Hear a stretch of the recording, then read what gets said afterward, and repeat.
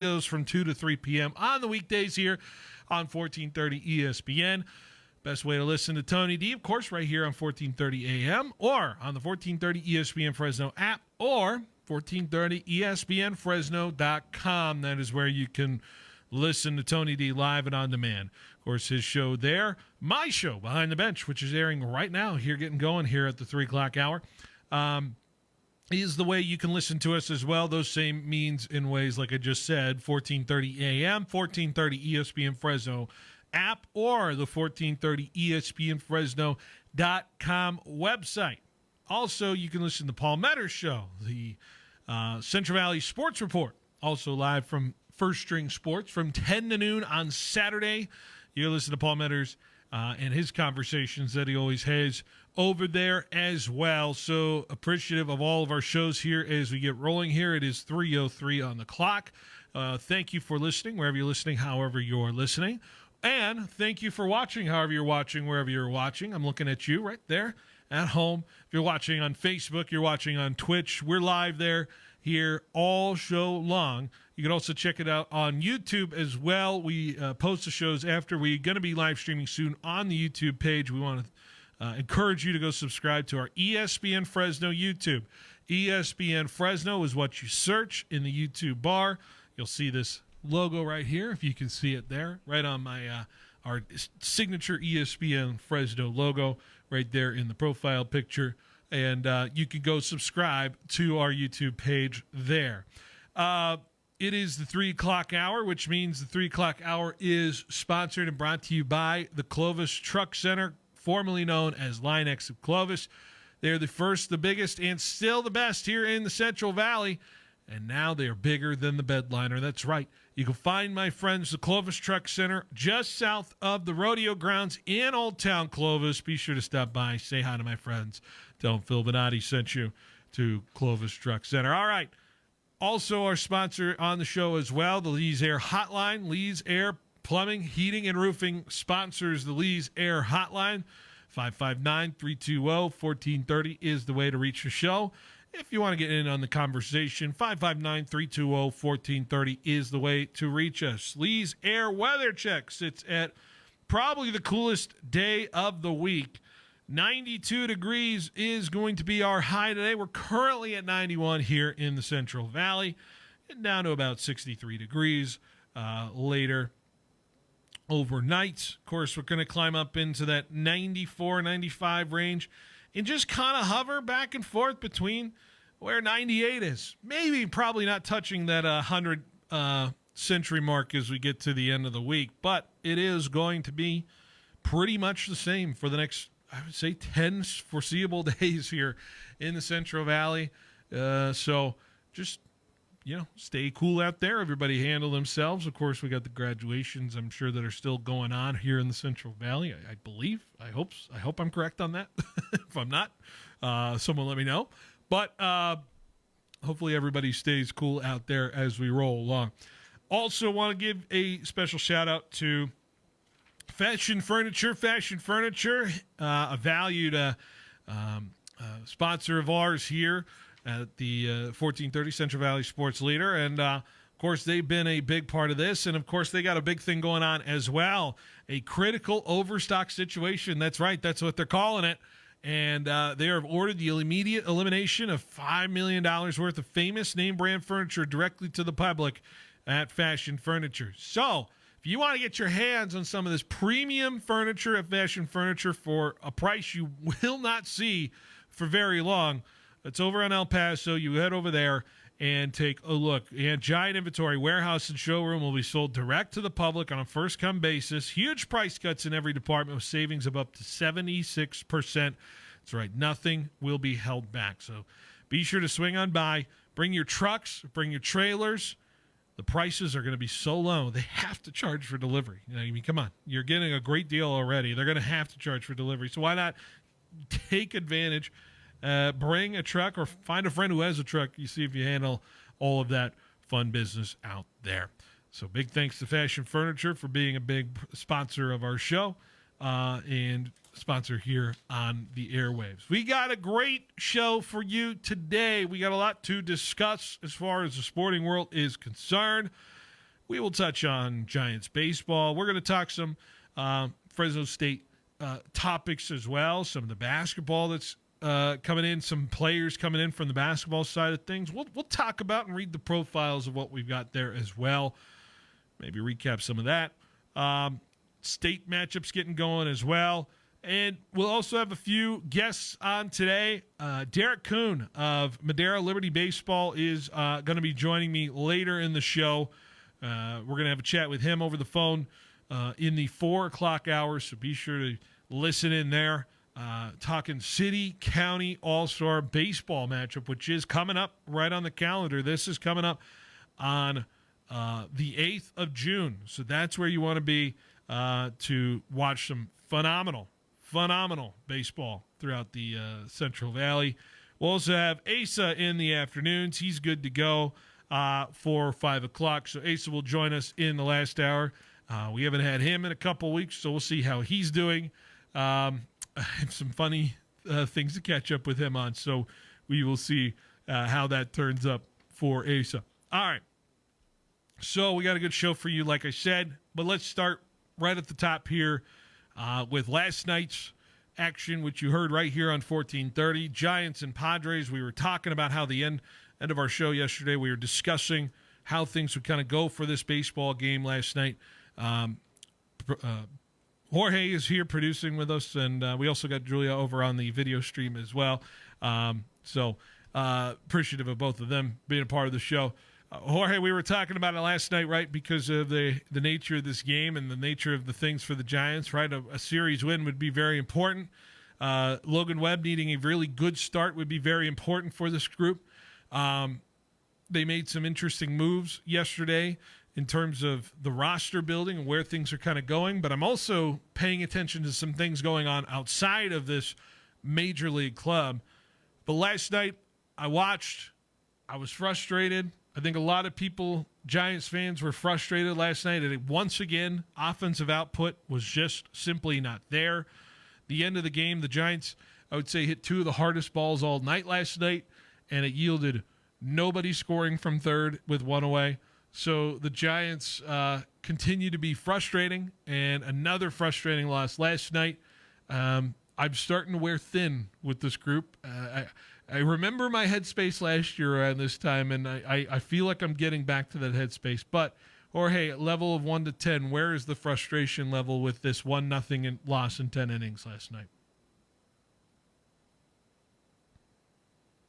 Let me there you myself go. Hello. Up. I would say around 6. Yeah. It's not there yet. It's not like super. I don't know. It was a tough game. That was a, a pitching duel. I wish, sometimes it feels like the Padres just play dirty. Dirty. Like a dirty. Are you talking about the Wilmer Flores brushback and then Manny Machado getting out of the dugout and just staring at him? Yeah? That kind of dirty? I can see that. I mean, you hit the guy that is honestly, been one of the best hitters all year for the Giants. You hit him at the beginning of the game, probably, hurting him, or maybe not even hurting him, but you already have him one, Yeah. It plays mentally with you, right?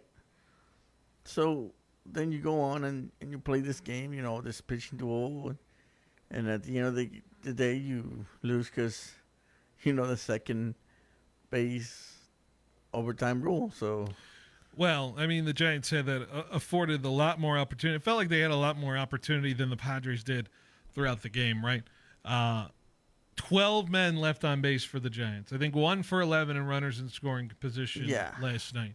2 stolen bases in that situation. One of those has to score in some form or fashion. When you steal a base in a baseball game, you're anticipating that player is to score in some form or fashion because you're beating the odds as far as where they can go. You're trying to defeat the opportunity of them not being stranded at third, but now you get them in the extra base. You can bunt them over. You could hit a sac fly, a couple of sac flies. Giants stole the base twice last night and still couldn't get it done. Get a run across. And, yeah, the 10th inning was frustrating. They were barreling some balls last night, but that's not where they lost the game in my mind. They lost the game in the third inning when they couldn't scratch anything across with the bases loaded and nobody out. I mean, it is just straightforward of a situation for the Giants to have to take care of themselves in that opportunity. And you have to score there. You absolutely have to score there. And it's a little frustrating that the Giants continue to find ways to make mistakes with the bat, make mistakes in the base paths, find ways that can't, make it happen for this offense where they have now scored 30 runs in the last 15 games. 30 runs in the last 15 games, Jorge. That is just abysmal for a team that should be a lot better in this situation. I don't have the play-by-play sheet, the summary for me here in front of me. I'm trying to find it. They as far lost as that inning. 0 earned runs. Yeah. So, I mean, what else can I say about that game? Exactly. And I don't know where I can go here to make things better. A lot of people shaking their heads about Luis Matos getting sent down again and activating Durar Encarnacion when instead there's a Lamont Wade Jr. situation that continues to frustrate the Giants and frustrate fans with him still being in the lineup.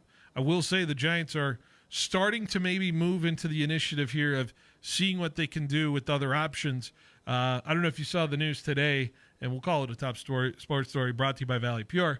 Bryce Eldridge called up to AAA today, the lefty big bat first baseman for the Giants, one of the high-priced prospects out there. And let's be honest, lefty big bat sounds pretty nice.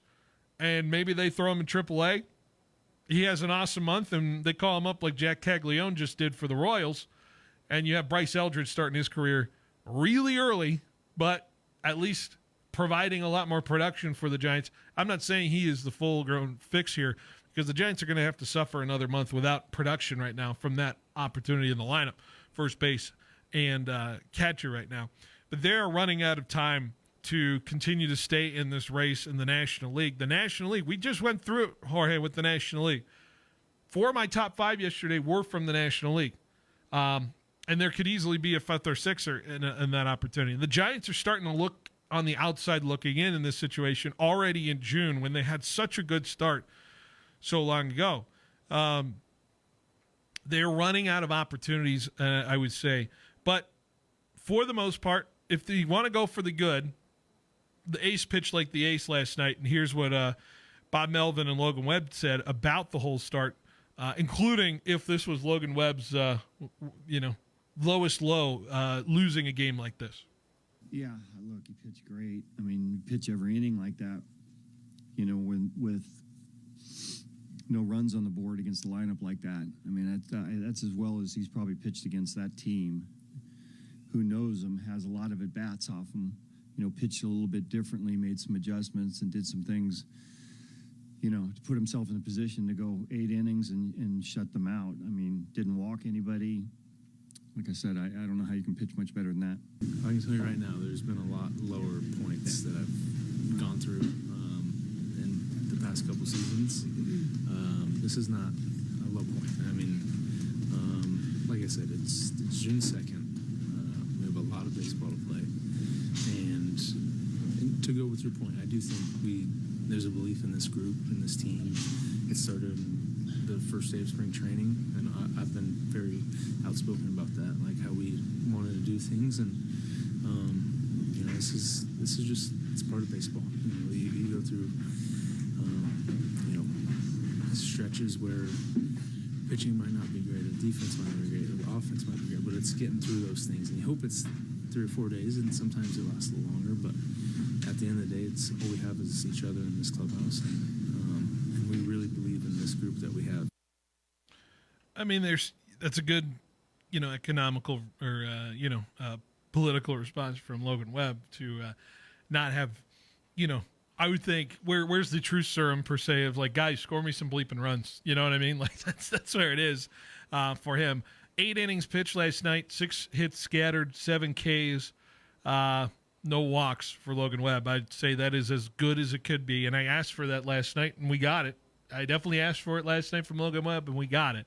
But unfortunately for the Giants, you can't have a great bullpen and not use it to your advantage when you can't score anything in any opportunity.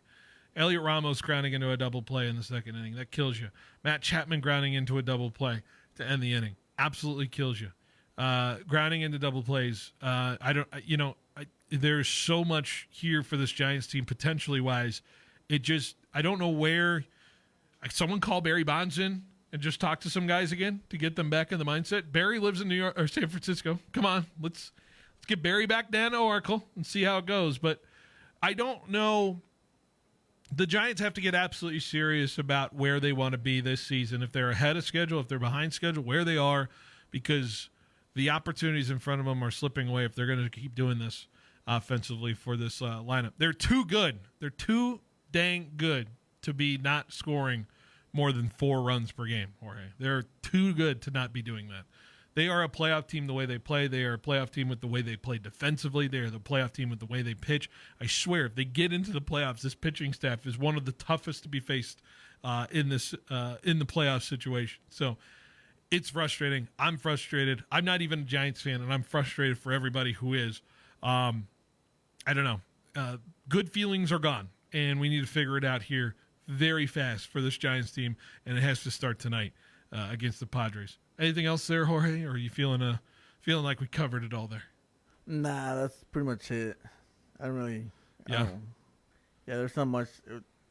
The game was what it was. It's that 1-0 game. It's hard for both teams, but it sucks losing it. What is that now? We're in 10 straight games now where no team has scored more than 4 runs in a Giants game so far. We're continuing that streak. Is that what it is? I'll ask that question tonight if they later in the show, if we're going to get to that opportunity for the Giants to will a 5th run be scored between either team in the Giants game tonight? That is a legitimate question that I have going into this one. So there's still so much left to be done here in San Francisco. It's frustrating. Pitchers, man. Logan Webb just pitched a gem 2 days ago or Saturday. Robbie Ray pitched a gem. He lost the game. And that sucks because Robbie Ray should have been pitcher of the month for the month of May, with the way he was playing. But the Giants go and give him a turd on their effort on offense. You know what I mean? It's just frustrating, to say the least. So, I don't know, Giants fans. We'll see where it goes from here. But you cannot continue to lose to the Padres and expect to be a contender here in 2025. All right, let's take a quick break. And when we come back, we will talk some Fresno State here as well. Get ready we had some additions to the Fresno State roster. We're going to find out who they are, dissect it to the basketball roster, see how it goes here coming up next on 1430 ESPN Fresno, the Valley's local sports leader. Get your day started with Rich Eisen. At the end of the day, the Luka for Anthony Davis trade winds up with a grand total of 1 combined NBA playoff win for the 2 teams involved in the season in which the trade was made. And the amount of time we spent here and other shows spent here and the amount of print, the amount of digital stories, all of it that we've spent about it, grand total, 1 playoff win in the year in which it happened. Rich Eisen, brought to you by Citizens Business Bank. At Citizens Business Bank, we've been taking a personal approach to banking for over 40 years and are consistently recognized as one of the top performing banks in the nation. Hi, I'm Susan Woosner, Senior Vice President and Manager of Citizens Business Bank in Fresno. We believe in the importance of building long-lasting and genuine relationships with our customers. We want to provide you with the solutions you need to grow your business because your success is our success. Citizens Business Bank, member FDIC. Hey guys, it's Phil Benotti with Behind the Bench, here to tell you about my friends at Clovis Truck Center. Remember, summer is right around the corner, and you need to be ready for all the fun that you can have on the road. Talking all the towing that you need, whether it's for boats or RVs. Also, you're probably wondering if you have enough room to transport that summer outdoor equipment. Clovis Truck Center offers roof rack solutions, not just for trucks, but for cars and SUVs as well. You can find them just south of the Clovis Rodeo Grounds out there in Old Town Clovis. Clovis Truck Center, the first, the biggest, and still the best in the Central Valley. It would be a bit of an understatement to say there are plenty of men's clothing brands out there. At Patrick James, we're a bit biased. We offer comfortable, high-quality clothing at very competitive prices. Patrick James delivers impeccable classic looks that keep your wardrobe moving forward in a confident, modern direction. See for yourself online or come into our store on 780 West Shaw to find the style and brands you're looking for at Patrick James. Progressive presents Employee of the Month. Small Business Edition. Today's recipient from Michaela's Mobile Spa, Michaela. Michaela got a quick business insurance quote from Progressive and chose from over 30 customizable coverages. Sure, it helps she's her only employee and does literally everything. But while others would rest on their laurels, Michaela was hard at work saving big. So take that, hypothetical other employee who doesn't exist. Be your own Michaela. See if you could save in as little as 7 minutes at progressivecommercial.com. Progressive Casualty Insurance Company and Affiliates. Coverage is not available in all states or for all vehicles and coverage selections. Is a cracked screen or dying battery putting the brakes on your day? Swing by Self-Fix for lightning-fast phone repairs. Our expert techs are wizards with all major brands, guaranteeing your device is back in action before you know it. Plus, every fix comes with our rock-solid warranty. Drop by 6751 North Blackstone or dial 559-765-8044 to lock in your spot. Self-Fix, your ultimate ally in phone rescue. Stay plugged in, only with Self-Fix.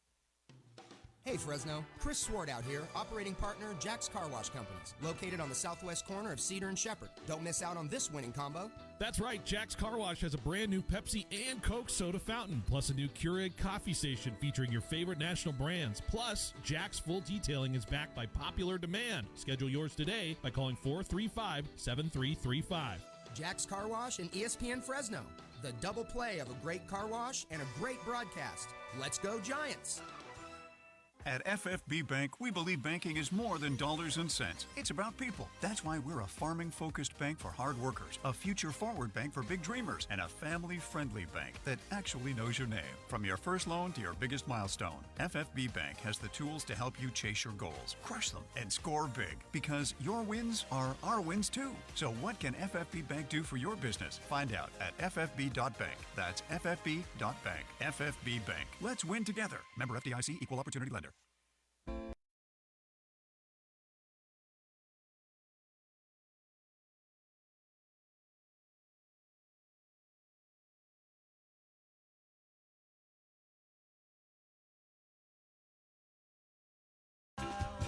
All right, welcome back to Behind the Bench here on 1430 ESPN Fresno, the Valley's local sports leader. Typically, we get very busy on these Mondays yesterday, and we miss a lot of news that kind of pops in and out of here. And so some of the news, which I think I was talking with Gonzo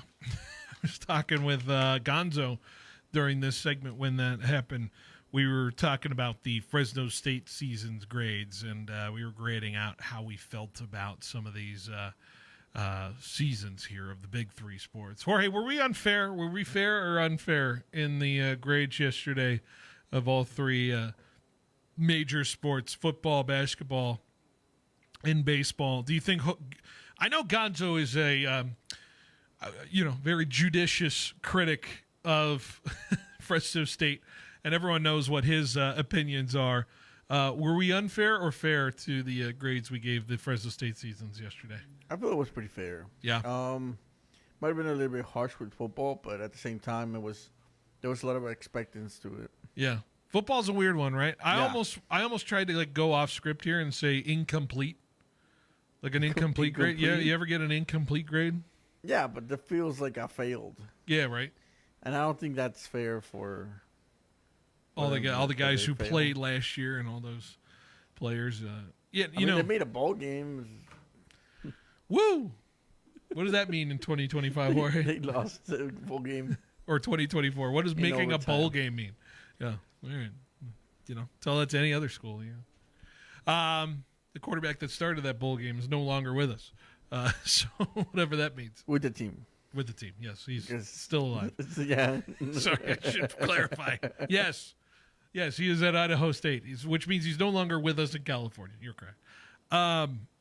Anyways, I think we fairly judged a lot of the things, but what we seek when we do these grades, what you seek when you get a bad grade, Jorge, is you seek to improve, right? You try to find extra credit, or you just try to better yourself in some form or fashion. Well, Fresno State basketball made some moves yesterday that I think I'm interested to see where it kind of goes from here with these new recruits that are coming in. And Fresno State basketball has signed a couple of players from France, so some international flair is coming to the Bulldogs. Fresno State. Is that my French accent? Can we... Bulldogs? Yeah.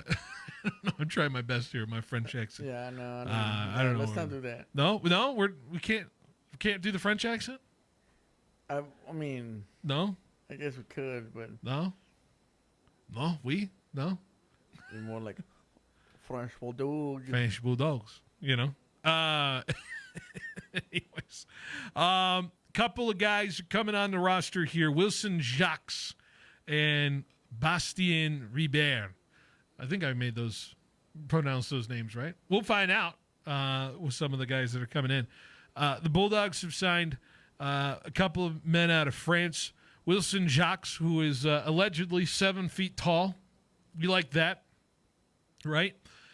He was the MVP in the France Pro A U21 League this past season. So we like MVPs, Jorge, in the professional league. And his team posted a 27-2 record, won a championship just 4 days ago. And now Jacques is going to be joining this roster where we'll see. He averaged 14.9 points, 10 boards, 2 assists, a block per game. I need to see what he looks like as far as the rim protection is concerned. I need to see if he can go strong to the rim. Remember how mad I got about this Bulldogs team, about how much they were just so weak at the rim. Anytime they would go drive the basketball, they got crushed every single time at the rim. And that wasn't because they got crushed because they got fouled. It was because they literally couldn't sustain any sort of opportunity to get a shot off that made it happen for this Bulldogs squad. That was my biggest criticism. That, and they couldn't hit the three at all to save their life.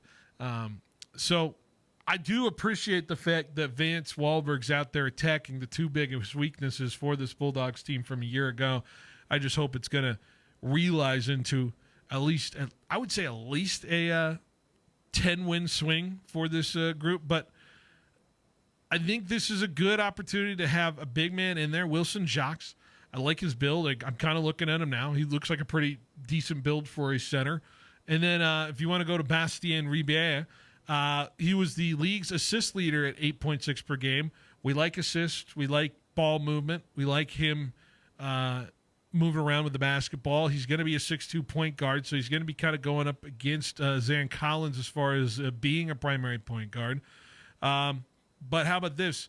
42% from the three-point line when he played. 81% on the free throws. Remember how bad free throws were for the Bulldogs last year as well. But a little bit older. Both guys are 20 years old, a little more matured in the body. I would say that feels good that we have a little bit of that experience, the pro experience coming in. I think these are two really good additions. A lot of unknowns, but from what I'm reading, Jorge, these are the kind of players Bulldogs need, and I'm interested in the French flair we're getting. I'm interested in how the Bulldog fandom can get behind our French guys here, but I think this is going to be an interesting addition to the Bulldogs here. It's always good to have experience that is not just from here, from the States. You know, the international experience is a little bit different. I think they play a little bit more of a pro-style way, but at the same time, they're not as athletic as they are here in the States. Mm-hmm. So, you know, bringing those experiences always brings something new to the table. Yeah, for sure. They're going to be interesting additions compared to what other guys that are coming in here for the Bulldogs. Of course, I'm trying to go through some of the names here that we ended up getting in to this program. Of course, we added, Aiden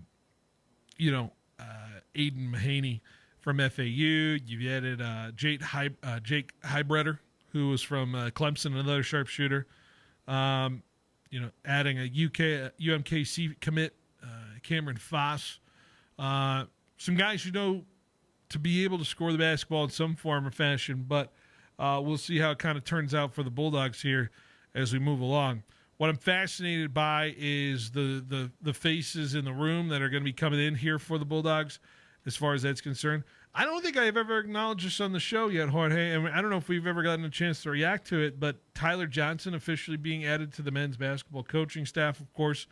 I have a very specific memory of being in the resident dining hall here as a student and seeing Tyler Johnson numerous times, loading up on I would say pasta or carbo loading on the pasta, and I'm like, and then I saw him on the Miami Heat like 2 years later, just doing Miami Heat things.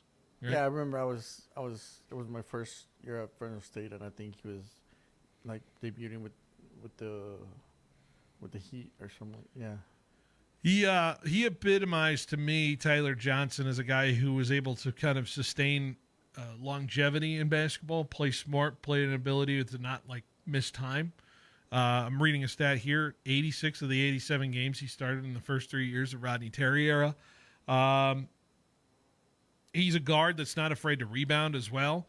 And I think the Bulldogs are going to see this a little bit more from the Tyler Johnson side, because I'm sure he's going to be working with the guards a little bit more. But I like to see the guards get a little more involved in the interior, be stronger at the rim as a point guard, be stronger at the rim and driving, and be stronger when guys attack you in front of you, right? If you get driven on as a guard defensively, have the ability to kind of stand up a little bit and be a little bit stronger. Tyler Johnson's one of those guys I remember kind of being a little bit stronger and being able to be around the rim despite his size. He was a guy that would stick his nose in a lot of things. I want to see that from the guards as well. And I think Tyler Johnson's an interesting voice in the room that can allow these guys to develop into that skill set a little bit, because I think in this era of college basketball is getting a little grittier, a little grimier. We see, I mean, look at this NBA Finals, right, between OKC and Indiana. These are two point guards that are not afraid to attack the rim and not afraid to be fouled and be fouled hard, when it comes to attacking the rim, right? So that's kind of the new era of where you look for as far as basketball is concerned. So I'm curious to see if that's going to be kind of the stamp Tyler Johnson provides. Do you remember kind of how he played, his playing style, Jorge? What do you recall when you watched Tyler Johnson play? Funny thing is, I don't remember my Fresno State at all. Really? I don't, but I do. I did see him in the Heat, because, he was a Fresno State guy. But I can't remember any of his time playing at State. It's gonna be interesting. I mean, dude's got plenty of money. We know that. I always remember Tyler Johnson as the guy who was on the cover of ESPN magazine. Back in it was like the poster child of the new era of NBA collective bargaining and TV dollar deals. It was basically because he came out of nowhere. Yeah. And made an impression, and all of a sudden the Heat were playing good. He was playing good. It was just, the time where money, they were paying. At least I felt like they were paying everybody. He had a $50 million deal. Yeah, this article back in 2016, I'm showing you now on my computer screen. Yeah. $50 million deal. The quote, or the top caption: when Tyler Johnson signed a $50 million deal, the world lost its mind. Here's the crazy thing: he might be worth it. Written by Pablo Torre of ESPN at the time. Pablo Torre no longer with ESPN. Fascinating article. I remember reading it, and I wonder if I can get a little skim through here in the break here about it, because and I honestly, I might contact, see if we can get Tyler Johnson on the show. I'd be very curious to get him on. Yeah, but honestly, I think it was worth it for the time he played. If you look at the seasons he played with the Heat, I mean, he wasn't a superstar, but he also wasn't no bench player, Mm-hmm. I think, because he was part of that Heat team. This is the post-LeBron Heat team where it was Bosch and kind of some guys kind of making it happen. So I'll tell you, Tyler Johnson leads the league in making the most of his opportunity for sure when he was out there. And sometimes that's what it takes to be a Bulldog, is making the most of your opportunities in front of you. Yeah, I'm excited to see. Like I said, I think both of us kind of gave an F grade on the basketball season this past year. There's just no ifs, ands, or buts about it. And Jorge, I think that's a pretty fair grade no matter who you are. I think even Vance Wahlberg would give his season an F and for year number one. I would give it a D, but at the same time, what worse could have happened, Jorge? So I wanted to give it a D. Please tell me where the wiggle room is. Yeah, there's no wiggle room. It's an F. It's definitely an F. The scandal put it over me, man. I was trying to be nice, but we can't be nice. We got to be fair. And even if I was trying to be nice, there's nothing good I can say about the season. But really. like I said, Vance Wahlberg will give it an F. Like I know Vance would. You know what I mean? Like Vance is going to think about that. Yeah. All right. Let's take another break, and when we come back, we'll wrap up hour number one here. We'll talk about some of the high school stuff going on. There's some games going on today. I want to recap that again real quick, and maybe talk about some of the big moments from this year as well as, we're getting reflective here as the academic year is coming to an end for high schoolers and all that great stuff. So stay with us. We'll be right back on 1430 ESPN Fresno, the Valley's local sports leader. Giants baseball is here. Chapman, it's a drive out to left center field. At the wall, it is gone! Your home for Giants baseball lives on 1430 ESPN Fresno. Double play!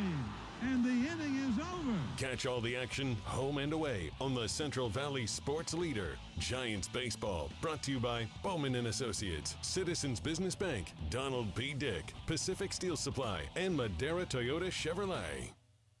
Are you a business owner struggling to understand how cloud technology can help your business? Are you in need of computer and technology support for your employees? M-Cubed Technologies is your solution for fully managed IT services. 24 hours a day, 365 days a year. M-Cubed will be your partner in the digital world, allowing your business to carry on worry-free. We specialize in cloud hosting, Microsoft 365 management, general IT support, and VoIP phone services. Call M-Cubed Technologies today to discuss our partnerships. The wait is over. Valley Pure presents Crazy Horse, the wild new flower from Cowgirl Cannabis. This isn't just a strain, it's an experience. Ready to get on the wild side? Then saddle up and ride with Crazy Horse. Available now only at Valley Pure. Bold, untamed, unforgettable. Don't just hear about it, live it. Get to one of Valley Pure's 5 locations and grab your Crazy Horse today. Cowgirl Cannabis. Blaze the trail. The Fashion Furniture experience includes all of the latest innovations in youth furniture, from bunk beds to homework desks, storage to study. It's the most imaginative use of space you've ever seen. If you're looking for youth furniture options, check out the Kids World collection at Fashion Furniture. There's nothing like it in all of California. On El Paso across from River Park. Whether you're planning a special event or simply craving something new, Lynn's Restaurant Group has a variety of dining options to suit any occasion. If you're in the mood for fine dining, Oisa offers a refined Japanese experience. Looking for something quick and delicious? Ramen Hayashi serves up satisfying bowls of ramen in no time. Craving variety? Lynn's Fusion has an endless all-you-can-eat experience with options for everyone. No matter the occasion, Lynn's Restaurant Group makes every meal memorable. Visit lynsrestaurantgroup.com to learn more. Central Valley, are you ready for a seamless car buying journey? Madera Toyota Chevrolet has you covered. With their 25-year, 250,000-mile warranty and everything priced under MSRP, you're always in for a great deal. Plus, enjoy their no-pressure policy and 2 years of free maintenance on new vehicles, their way of saying thank you for choosing them. And calling all truck lovers, explore their selection of rugged Silverados, powerful Tundras, and versatile Tacomas. Whatever your needs, they have the perfect truck for you. Visit them today at MaderaToyotaChevrolet.com, where every drive begins with trust. Hola, Carla speaking. Carla's roofing company always goes above and beyond. Yeah, we heard about next week's forecast. She needs a new foreman to weather a storm of projects. You mean another full crew before Wednesday? Mira, Jose, can you work Wednesday? Indeed can help her hire great people fast. I need Indeed. Indeed you do. Instant Match instantly connects you with quality candidates whose resumes on Indeed match your sponsored job description. Visit Indeed.com/credit and get $75 towards your first sponsored job. Terms and conditions.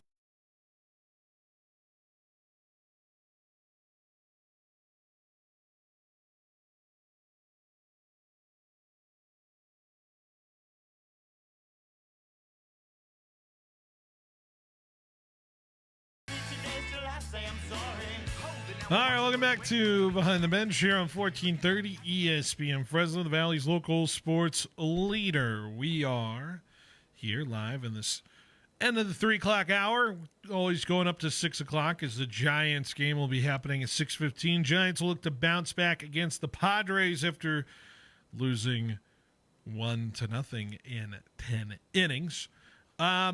All right, let's see what I can find here. Let's do our This Day in ESPN History, This Day in Sports History, thanks to ESPN here. Where should I go? Ooh, I got a soccer one for you, Jorge. You ready for it? Bring 2017 UEFA Champions League final. Madrid wins its second Euro Cup title in a row to become the first to do it in the UCL era by defeating Juventus 4-1. Ronaldo, 2 goals in that one for Real Madrid. It was Ronaldo's 4th career UCL title. I believe that's where he did the bicycle kick. Is that the one? The famous bicycle kick. A lot of people have it as their number 1 goal ever, but really, yeah, it's a little bit insane if should you I look it up? Go ahead. Yeah, because I think it was definitely against Juventus. I can't remember if it was during the final or not, but it was against Juventus, and he was with Real Madrid. So, yeah, no. The goalkeeper Buffon he was quoted as saying that it was one of the craziest goals he's been ever scored on. So yeah. Everybody thought Juventus had better chance, but Real Madrid was just way too much for pretty much anyone that would have faced them. Is this the one? Yeah, that might be it. Hold on, we're checking it. Because look what happens. He shoots first, but he doesn't deflected off. Yeah, he's deflected. Then he goes to the middle, and yeah. Oh my goodness. I just saw it in there. The way he gets up in the air is insane. That is insane. That's an insane goal. I've only seen one other player do that in the 80s. Because first of all, I'm like, when do you think about doing that? Like, when do you start thinking about how or when you do this? I feel like that's the difference between players like him and Messi that just come up with things I don't know where. Yeah. I don't know if you could see it. And the distance is what's more, because look, he's outside he's almost at the borderline. He's outside the penalty or the goalie box or whatever you call it. Yeah, because there's another box inside. Yeah. Yeah, he's almost at the almost at the outside of the actual box. At the penalty marker. Yeah. He's almost at the penalty marker. It's insane. That's insane. All right. Well, that happened. That happens 8 years ago, Jorge. 8 years? Yeah. 8 years ago. Funny thing is, he went to Juventus after that. So. Really? Yeah. Yeah. I'm trying. Who's the athletes who went to the losing team after they won a title? I'm trying to think. We've had that before, right? I don't think it was in the very next year, but a couple of years he was there. Yeah. Juventus. You can't lose to him. Join him? Is that it? No. If you lose to him, join. Yeah. No, that's not how that works. 2018, this was 7 years ago. Steph Curry makes 9 3-point field goals in Game 2 of the 2018 Finals against the Cavs, which broke Ray Allen's 3-point field goal record in a game. Man, that was magical. That 18 team is maybe, I think if you just looked at it objectively, and I know they don't have the best record when it comes to all of that, and they weren't the 73-9 team that the 16 team is, but 2018 Warriors, pound for pound, feels like that's the greatest team to ever play basketball. If you just look at it, as far as the statistics and where everything landed with this group, this Golden State Warriors team, this 2018 Warriors team, you just look at the roster with Kevin Durant, Klay Thompson, Steph Curry, how that all settled in. I know 58-24 isn't the greatest record out there, but I feel like all those players were in their prime, exactly at the moment where they had to be to play their best basketball. Mm-hmm. So I don't. Yeah, it's. Although I would say maybe the 16-17 Warriors. You know what? I'll take it back. 16-17 Warriors This is the Warriors team that lost one playoff game the entire way. But was KD there? Yes, KD was there. Okay. Yeah. The 16-17 Warriors, the ones that lost, the ones coming off of the loss in the finals, which that was when KD first got there, right? That was KD's first year. Yes, you're right. Gosh, why can't I navigate stats? But yeah, you had guys on this team. Draymond Green, Kevin Durant, Steph Curry, Iguodala, like I said. Livingston was still there. Klay Thompson was doing his thing. Matt Barnes, what up? Matt Barnes out there. What a team. JaVale McGee, what's up? That's JaVale McGee. Zaza Pachulia? Yeah. Anyways, I'm having fun reminiscing. Let's stop reminiscing, though. Let's talk about what's coming up tonight as well. And one of the big things, and we're going to have first pitches starting here in about 12 minutes here around the state of California. I gave people some reminders of the NorCal and SoCal playoffs. I just wanted to give another couple of reminders of what's going on. Of course, if you're heading out to a game, we'd love to hear from you, how things going. If your team's moving on, of course. Everyone who's out there heading out to the games right now, hope you're enjoying themselves. Stay cool out there. Here's a little rundown of who we got in some games coming up today at 4 o'clock. Fowler's at home hosting Lincoln today in the D3 NorCal Baseball Championship. They're the 4 seed. Kingsburg's on the road at Rancho Catate, who is the 3 seed. So Kingsburg, the 6 seed. So that's the D3 NorCal Baseball Championships. In D5, you have Matilda Torres on the road. They're out at Stevenson today, and that one's getting going in about 10 minutes or so. So good luck to Matilda Torres. Out in D4 SoCal Baseball, we have Lemoore out in Banning today. Good luck to them as they get their first pitch underway pretty soon here as well. Ridgeview out of Bakersfield, give them a special shout-out. They host Notre Dame today. So Bakersfield, the host over there, is the 2 seed. D5 SoCal Baseball, Corcoran, what up? They got a game coming up at 4 o'clock today against University. I'm sure I'll be keeping tabs on if we get some scores throughout the day on this as well. And don't forget about our softball championships as well from around the central section. D1, Clovis North out at Whitney today. I wonder if Julia can give us some updates if she knows somebody who's going to that game. Clovis North taking on Whitney today. See if we can get some Bronco updates as well. Anyways, Liberty Madera, it's got Foothill today. That's at 4 o'clock. Liberty Madera traveling up north in the D3 NorCal Softball Championship. D5 in the NorCal side, we have Matilda Torres over at King City today as well. That one getting started at 4 o'clock.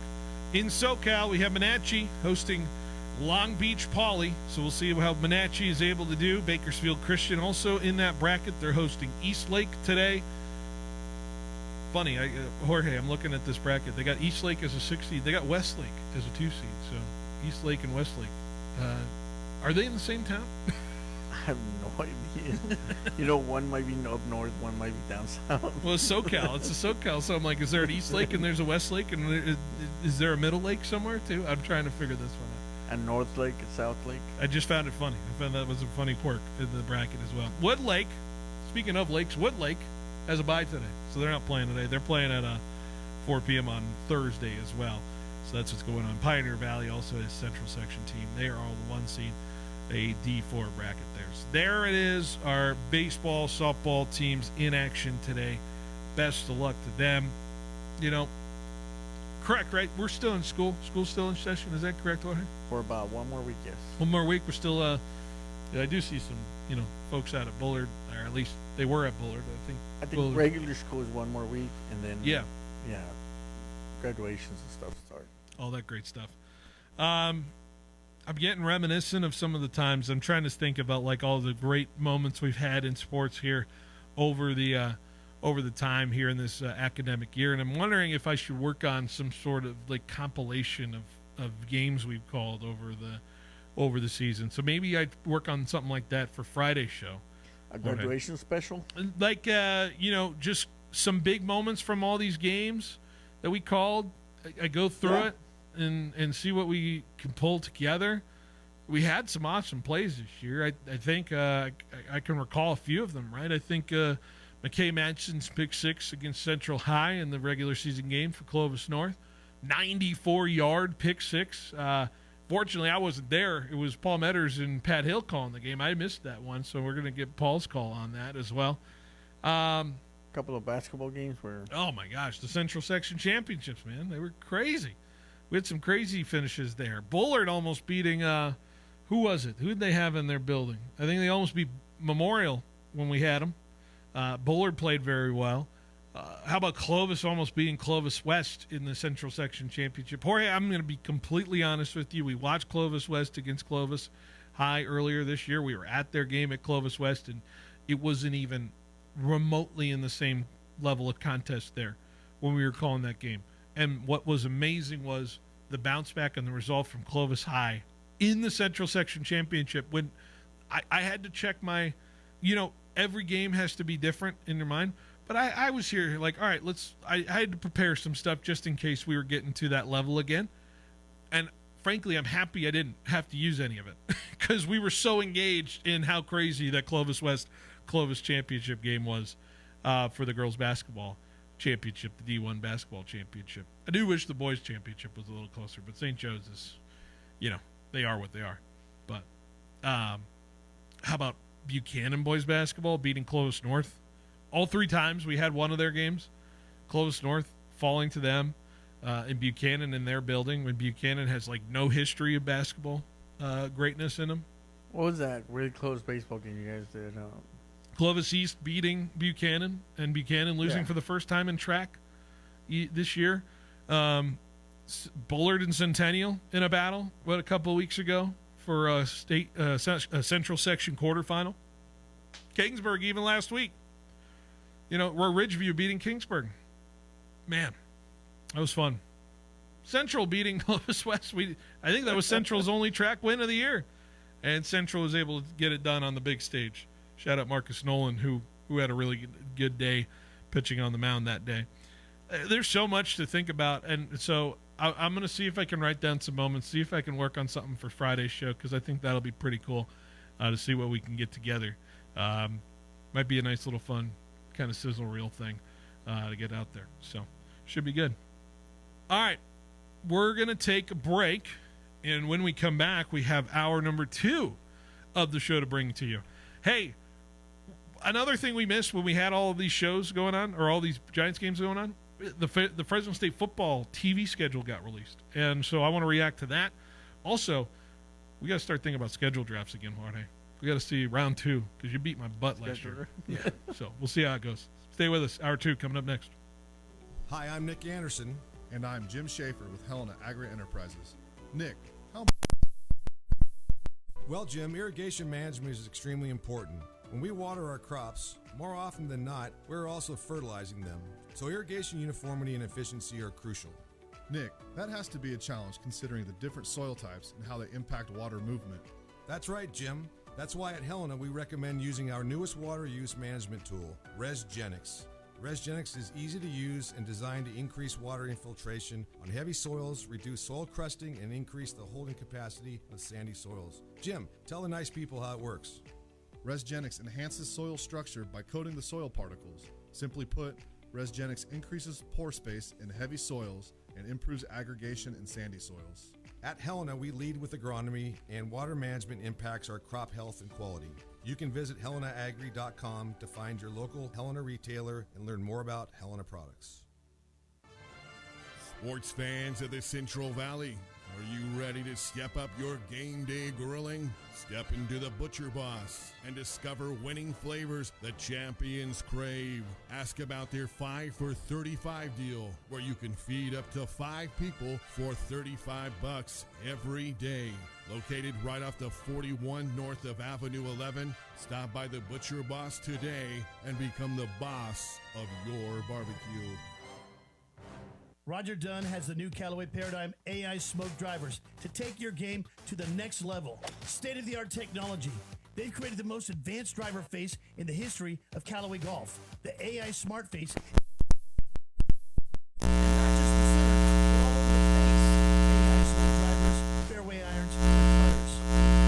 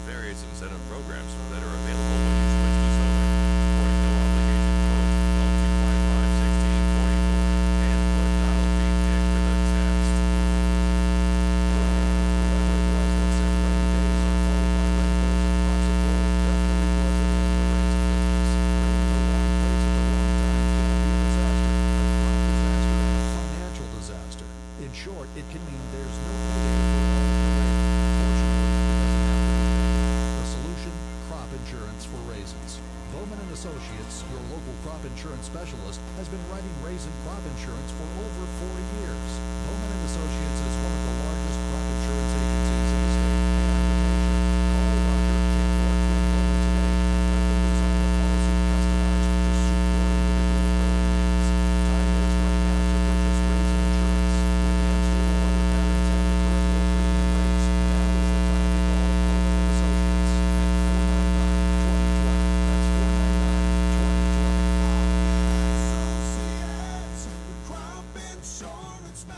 License number OF64178. Sports fans, whether you're gearing up for your next adventure or simply searching for the perfect ride, Ed Dina's Auto Center has you covered. Now, let's hear from the 2018 Mountain West champion, Marcus McMarion.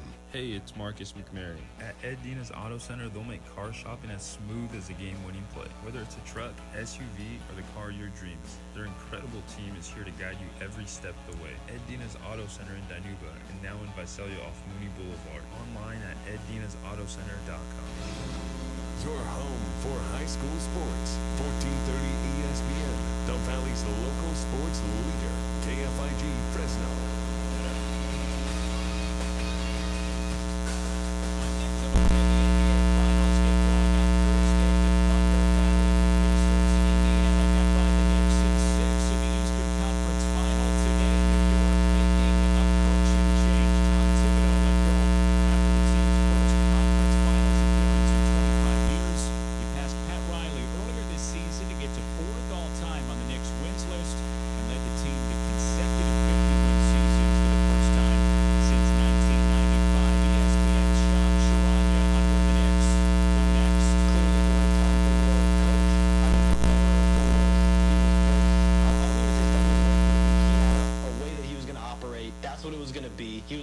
Change, and for better or for worse. Now, it leads to a lot of success. All these guys have career years.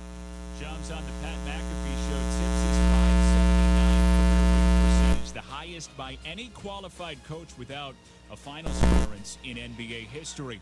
Tuesday night Major League Baseball underway. The Pirates hosting the Stros. Pittsburgh sending Colors Jr.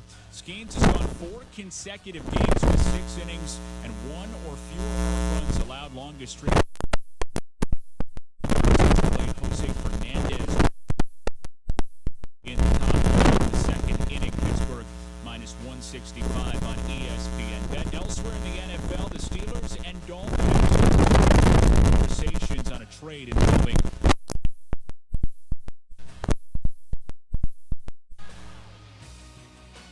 It's Michelle Smallman, and coming up Wednesday, I'll tell you which non-stars will have the biggest impact on the NBA Finals. It's Unsportsmanlike, 6 a.m. Eastern, right here on ESPN Radio, ESPN2, and ESPNU.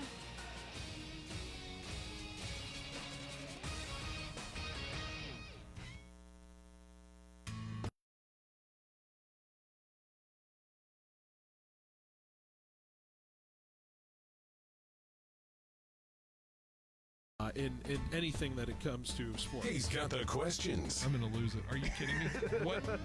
What are we doing here? He's got the guests. 20th head coach in Fresno State history here, Matt. Is it hard to believe sometimes still the 20th head coach here in program history? It's all moved really quickly here over the course of the last 5-6 weeks, but super excited to be here. Phil Benotti is the voice for the Central Valley sports leader. Behind the Bench starts now. Brought to you by Helena Agri. That's right, Behind the Bench, hour number 2 here on 1430 ESPN. Getting you rolling along here for another edition of Behind the Bench here in the 4 o'clock hour. We're going to take you up to 6 o'clock. So we take you up to Giants baseball once again here on 1430 ESPN. So, like I said before, last week was so strange. We had so much going on that we had no shows going on really other than Wednesday out there. We also had a Friday show, but we had so little time to kind of react to it all as we went along. You get a chance to react to some of the other things that were going on. Of course, Friday show last week, we were watching the Bulldog baseball game. We were watching this game go along, and we weren't really paying attention to all the other news items. And so one of the news items that came through our docket over the past week, last week. And I know it's a little old news, but I like to talk about it. I like talking about when things happen, when things are going on. I'm big on the schedule stuff and when things are happening. And the Bulldogs had a little more clarity to what things are going to be looking like for next season as far as the football season is concerned. So tonight, the Bulldogs looking like they're going to be playing some night games. As you may know, Mountain West currently TV rights are subject through Fox and through CBS Sportsnet. This will be the last version of this kind of TV contract before Fresno State heads on out to the Pac-12 after this. And, of course, we still haven't heard anything yet about Pac-12 opportunities as far as TV is concerned. So we're still paying attention to where that will turn. And, of course, we're still waiting on member number 8 for the Pac-12, the new Pac-12 as they call it, as far as that's concerned. So, but anyways, here's what it looks like now. And this is what the Fresno State Bulldogs will be facing TV time-wise as we go through. So the Bulldogs are going to be on 6 Fox games or Fox family games here on the year. Now, I will say, what's interesting about this, we're already confirmed for one Fox national game coming up this season. That is the Kansas game, which I think would make a lot of sense. The Kansas game, of course, is the game that I think is going to draw the most buzz because Kansas, of course, is a team that, I don't know if you watched Kansas football last year. I think they had the most heartbreaking ways of losing football games last year as anybody did. And somehow I think they got to a 6-6 record and made it that way. Kansas is a week 0 game, so very isolated, national TV audience. A lot of people going to be watching the Bulldogs here. Fox has the game. They put it on there. 5:30 local time in Kansas, 3:30 our time for that Saturday. Of course, this is also a reminder, this is a debut of the new Kansas Jayhawks stadium renovation or new stadium or whatever it is. This is the new edition of Kansas football, so a lot of hype around this game. I'm sure that's why they isolated it to a week 0 opportunity, so Kansas can showcase what this new football facility can do and what it's capable of. Next week, after that, August 30th, Bulldogs will have Georgia Southern. That is a confirmed 6:30 Pacific start time in Bulldog Stadium. The home opener, going to be a night game at 6:30, although we'll say we'll have a little sunlight to start, usually at that time of year, August 30th. Going to be officially on Fox Sports 1, which shows you Georgia Southern had a pretty decent year last year. I'm not going to say they are that's concerned for the Bulldogs, but that confirmed for that. I am imagining it's 6:30 because that is probably the latest you could go with making respect to Georgia Southern, who has to fly back out to Georgia after this game. I'd imagine they wrap up at around 11 Pacific time. That's 2 a.m. Georgia time. How long does a flight to Georgia take? Jorge, do you know that off the top of your head how long a flight to Georgia probably would take? That is like around 3 hours and a half, maybe 4 hours. 4 hours, yeah. So yeah, I actually lived in Georgia for a little bit, so I know. Yeah, so Georgia Southern's getting back there at add 4 hours to 2 a.m. It's getting back there on the twilight of the morning after early in the morning after losing to Fresno State, right? That's how we're projecting it, right? That's how it's got to be. So tough break for Georgia Southern. You lose a whole day from that, man. I hate doing that. I flew back from Hawaii on an overnight red-eye. The worst. Red-eye flights, I don't know how people do it. I don't know how anybody can function after that. I'm a guy who can't sleep on planes. I'm a guy who can't find ways to sleep on planes. I don't know how people do it. But also because the flight back I took to Hawaii, that one red-eye trip I took was from the bowl game back in 2014. Is that correct? Yeah, when we played Rice. It was as turbulent of a flight over the Pacific Ocean as I've ever felt in my life. And I'll never forget, I silently stared at the screens that were above me, playing what was probably the god-awful live-action Ninja Turtles movie. It was playing that over the plane because you couldn't choose your entertainment. It was that kind of airline, you know. that you had to fly back on? Oh, the one with the CGI Ninja Turtle. Yeah, we're talking. Yeah, the really bad live action, horrible Ninja Turtle movie. Yeah. Was it bad? I feel like it had its moments, but it wasn't good. It wasn't great.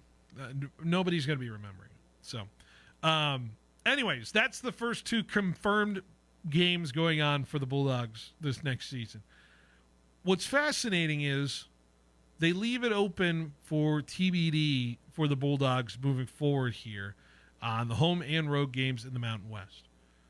And they don't say to specifically TBD, FS1 or FS2. They've left the door open for Fox to be in the opportunity here for the Bulldogs regarding whether they want to put them on the national platform, which is genuinely, I think, a real chance. I think the Bulldogs could get on the Fox platform here.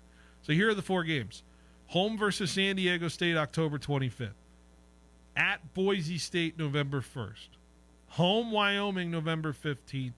At San Jose State, November 29th. All Saturdays. And depending on the time, you could isolate each game. Now, I'm not saying all those games are going to make Fox. I'm not saying all those games are going to be FS2. But if I obviously had to put my money on it, if the Bulldogs are going to be the team that I think they can be, that Boise State game feels like it has to be put on a 4 p.m. Fox slate in my mind, or at least a 7 p.m. Fox slate, national TV. They'd have to do it, right? They'd have to put Fresno State, Boise State on the national stage.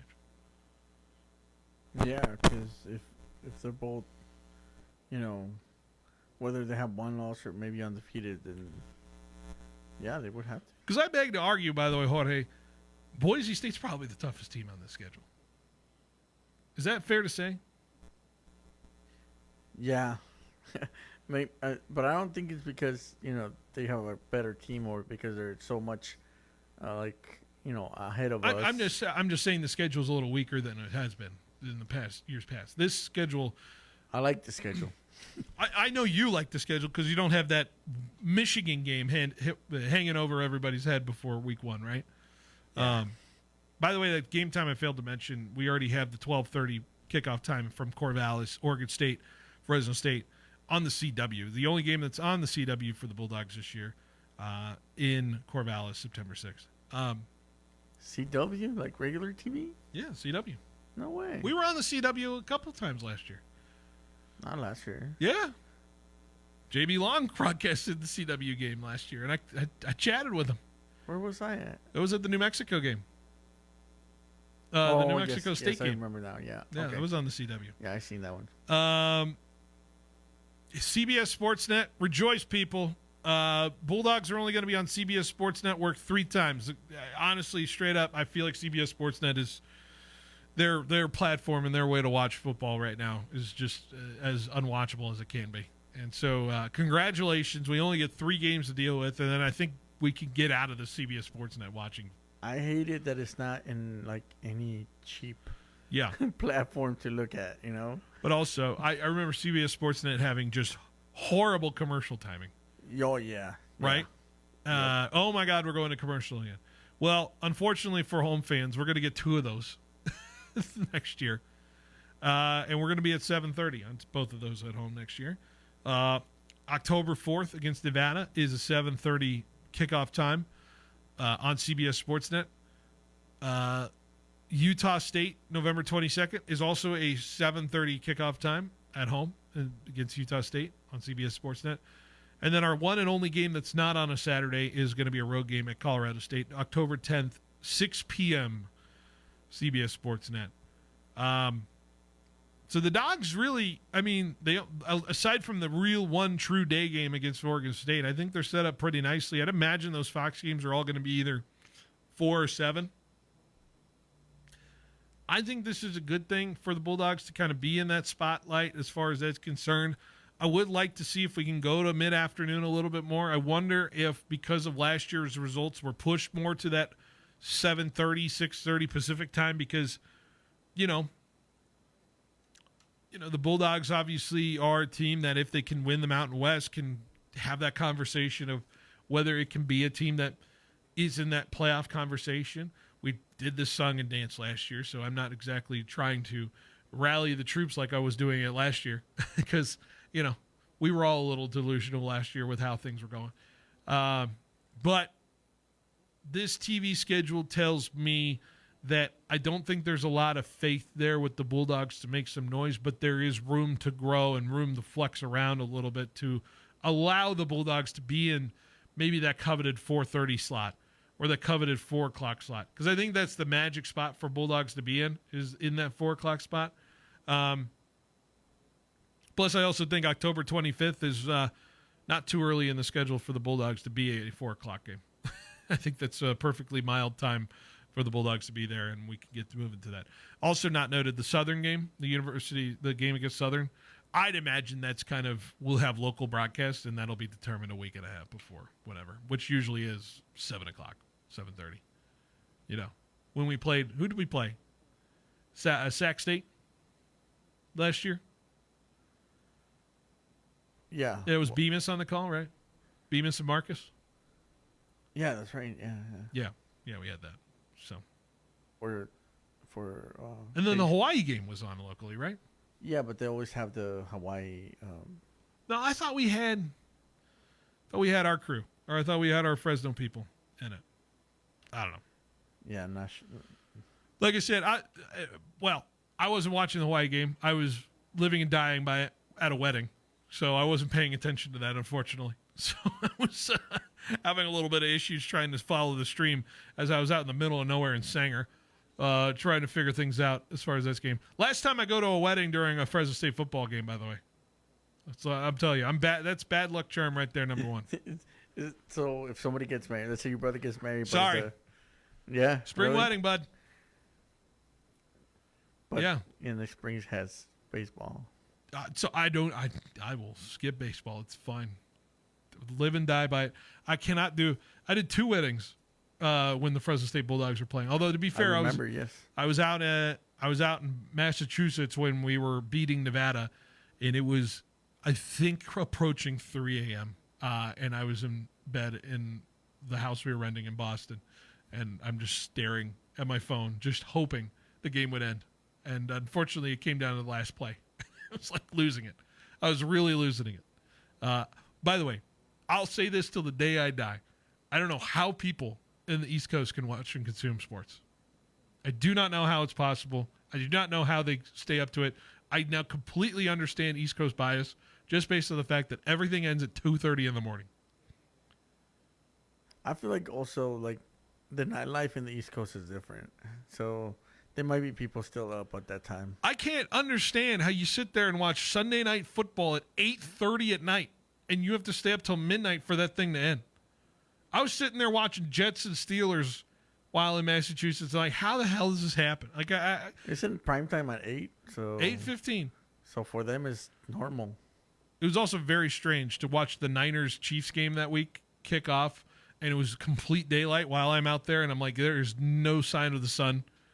And it's like, I'm like, it was a disassociative situation in my head where I couldn't figure it out as far as my brain was working. So I was losing my mind a little bit. When I was in Philadelphia, there was a Fresno State, San Diego State game going on. Yeah. And it was like 1 a.m, and we're like, all 3 of us, because we were still in school at the time.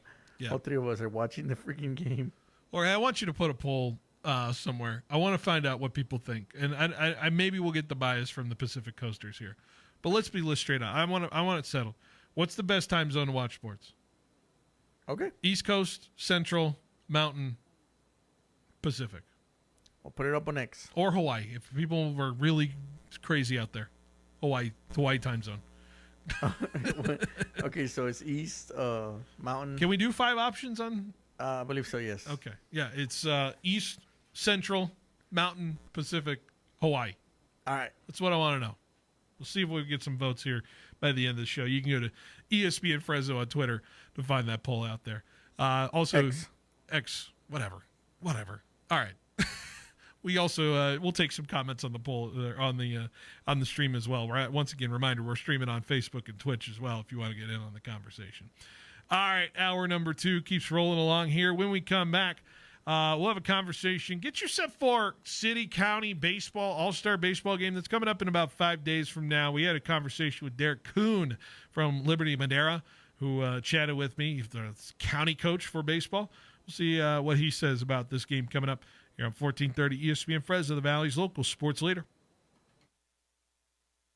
Hello, sports fans and fans of high school sports. I'm Paul Metters of the Central Valley Sports Report. Excited for our fourth season covering high school sports from Bakersfield to Kingsburg to Hanford to Fresno and Clovis. Talk with coaches, players about all the good stuff in local high school sports. We'll recap games, preview upcoming ones, and provide in-depth analysis. All the great things you've come to love about the show. Listen to the Central Valley Sports Report with Paul Meadors, live from First String Sports on your Valley's local sports leader, 1430 ESPN.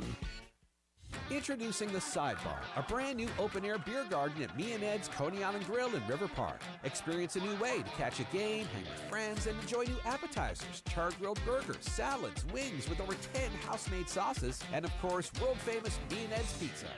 Thirsty? Try our self-poured taps with over a dozen craft beers, wines, ciders, and craft seltzers. Plus a full bar with an impressive selection of tequilas, whiskeys, and craft cocktails. The Sidebar at Me and Ed's Coney Island Grill, now open in River Park.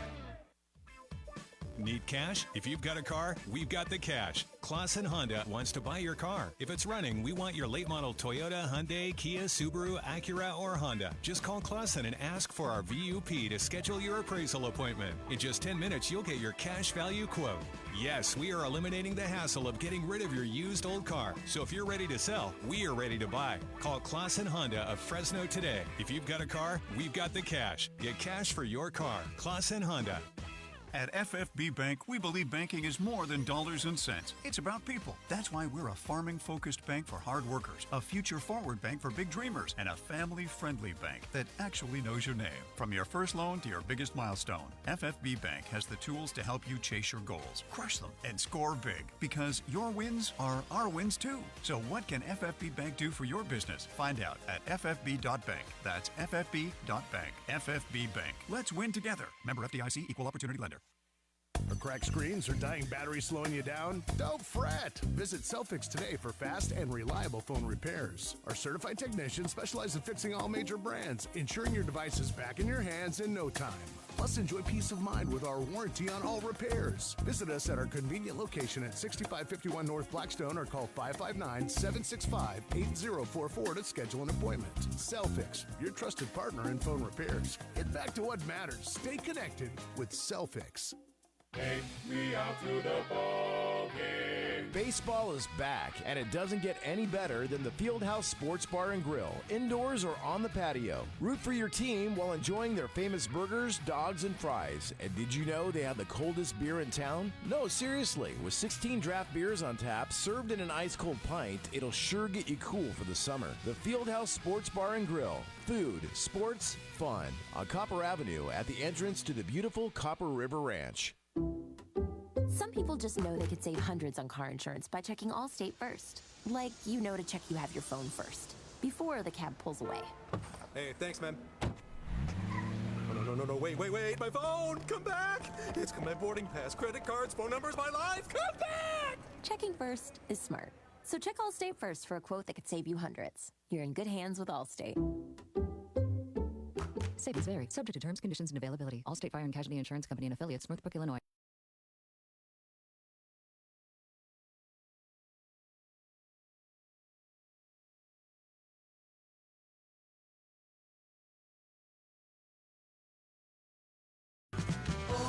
All right, welcome back to Behind the Bench here on 1430 ESPN Fresno, the Valley's local sports leader. And when we say Valley sports leader, we say it with a lot of conviction and gumption here because we cover things locally that I think a lot of people aren't even sure are happening. And, of course, we know what's happening. We know and we're locked in.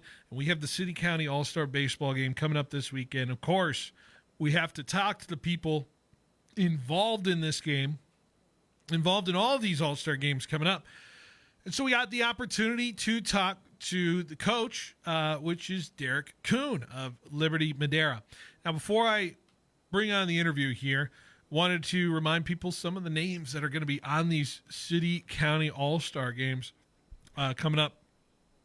Played at Chancey Ballpark, of course, this coming Sunday.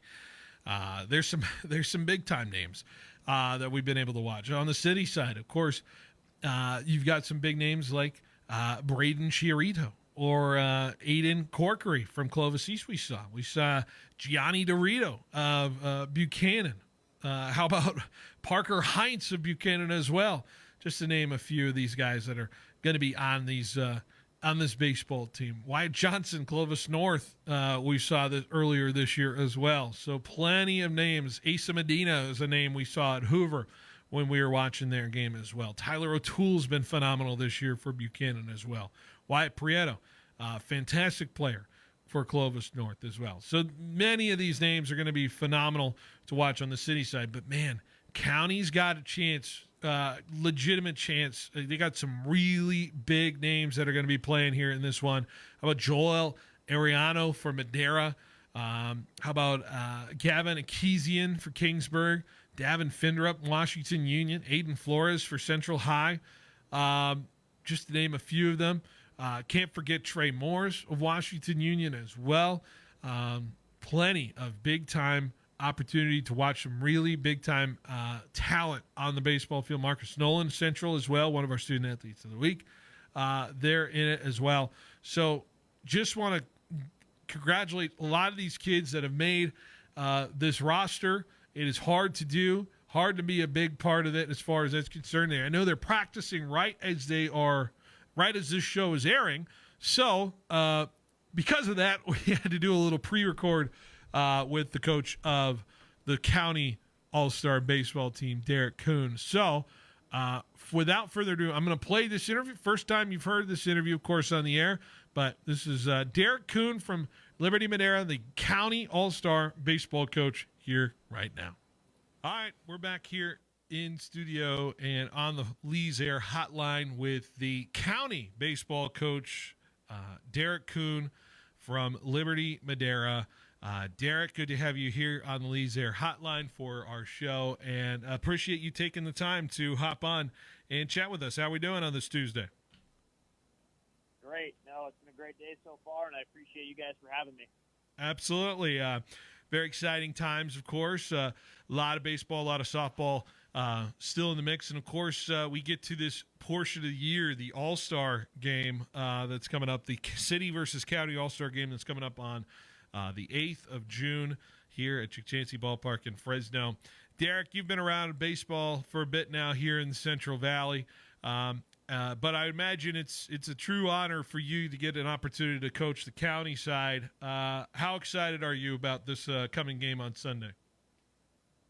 No, absolutely. No, it's definitely an honor. You know, you grew up playing this game and watching these games, and you just know that you have the best players around the valley on the same field together. So just being able to be a part of it and be with my guys and some of the best players is just truly remarkable, and it's going to be a fun night.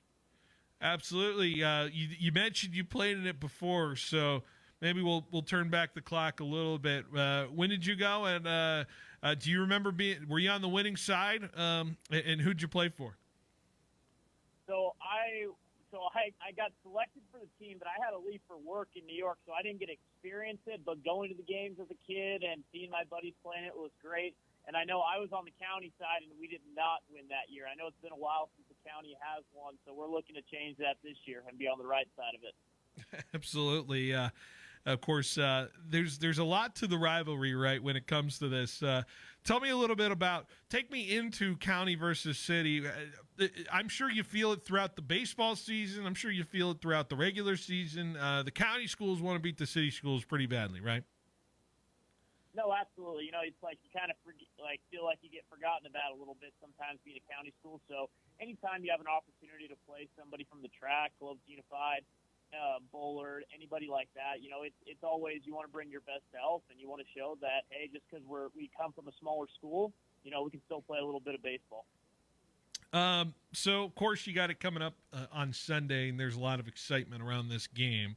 Tell me a little bit about you know, getting ready for a game like this. I know there's some probably players and teams that are still playing some playoff baseball that are on your roster, so it's a little bit of trying to juggle some things around of who's actually available. But what is it like getting ready for this week for you and getting the county team ready? No, absolutely. We have 2 practices together, so we had a practice last night, and the biggest thing is get these kids to know each other a little bit. We want them to feel comfortable playing with each other and just enjoy the moment. You know, we want them to be out there. They are all-stars, and just be able to rep their high school team one last time and be around some of the best players around the section and enjoy it. Absolutely. I'm kind of looking at the roster here. I'm telling you, there's some arms on this roster for County. Yeah, tell me about it. No, it's fun. When you get to see Trey Morris pitch, a Joel pitch from Madera, Cisneros, Lachetta, Guzman, Azevedo, Smith, Bitterup, and Gavin from Kingsburg. You know, those are just, wow, that was fun to see. You know, like, that's going to be fun to watch. And I don't know the order we're going to go in yet, but all I know is there's not many wrong answers when you have names like this. I always think of the All-Star game in baseball, right, in any level, but especially Major League Baseball.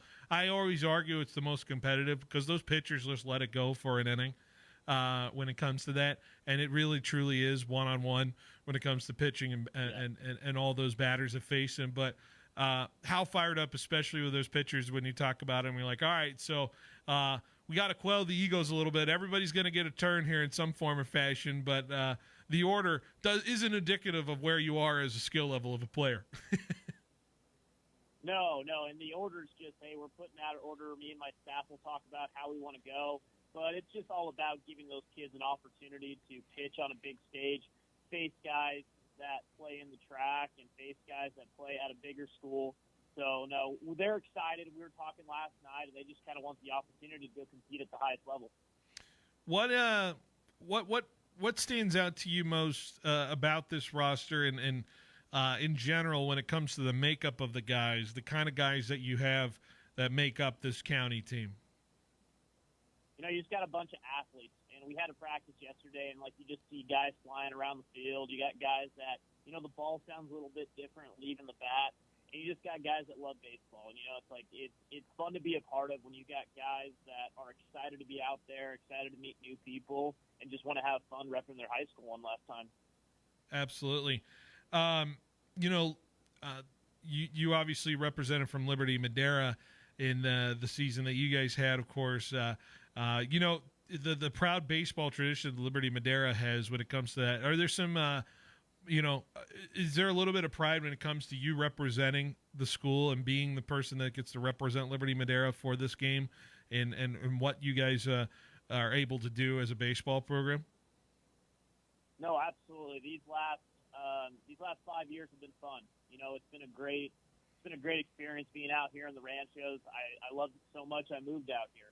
And I've loved being a part of the teams, the two Valley Championship teams that we most recently had, and just being a part of this community and being able to say I'm the head coach and represent Liberty one last time is exciting for me. So I'm looking forward to it. Absolutely. You get to coach against Coach Fonts on the flip side. Have you ever coached? I'm sure you coached against him before. Is this the first time you're coaching against Fonts? Yeah, it's the first time we've kind of squared off. So Fonts coached me my sophomore year in high school, so there is a relationship there, and we do know each other. So what's the text chain like going into this game, or have you guys kept it separated so far? Yeah, I haven't talked to him. I know it's just like busy week, kind of graduation stuff, but no, he hasn't shot me a text or anything yet. Or I know everybody's kind of trying to wrap up their school year, so maybe soon, but not yet. Yeah, absolutely. So tell me about this game, why people should come down, right? Because what is it like when you go to a game like this? First of all, you went as a fan, I'm sure, before, but what is it like for people who may have never gone to a game like this on Sunday? You know, it's just an opportunity to enjoy good baseball. And I know there's a lot of players on both sides, and it's a long game. It's 9 innings, but it's an opportunity to see these guys represent their high school. And it's quality baseball. It's kind of highlighting what we bring to the Valley, what we bring to the Central section.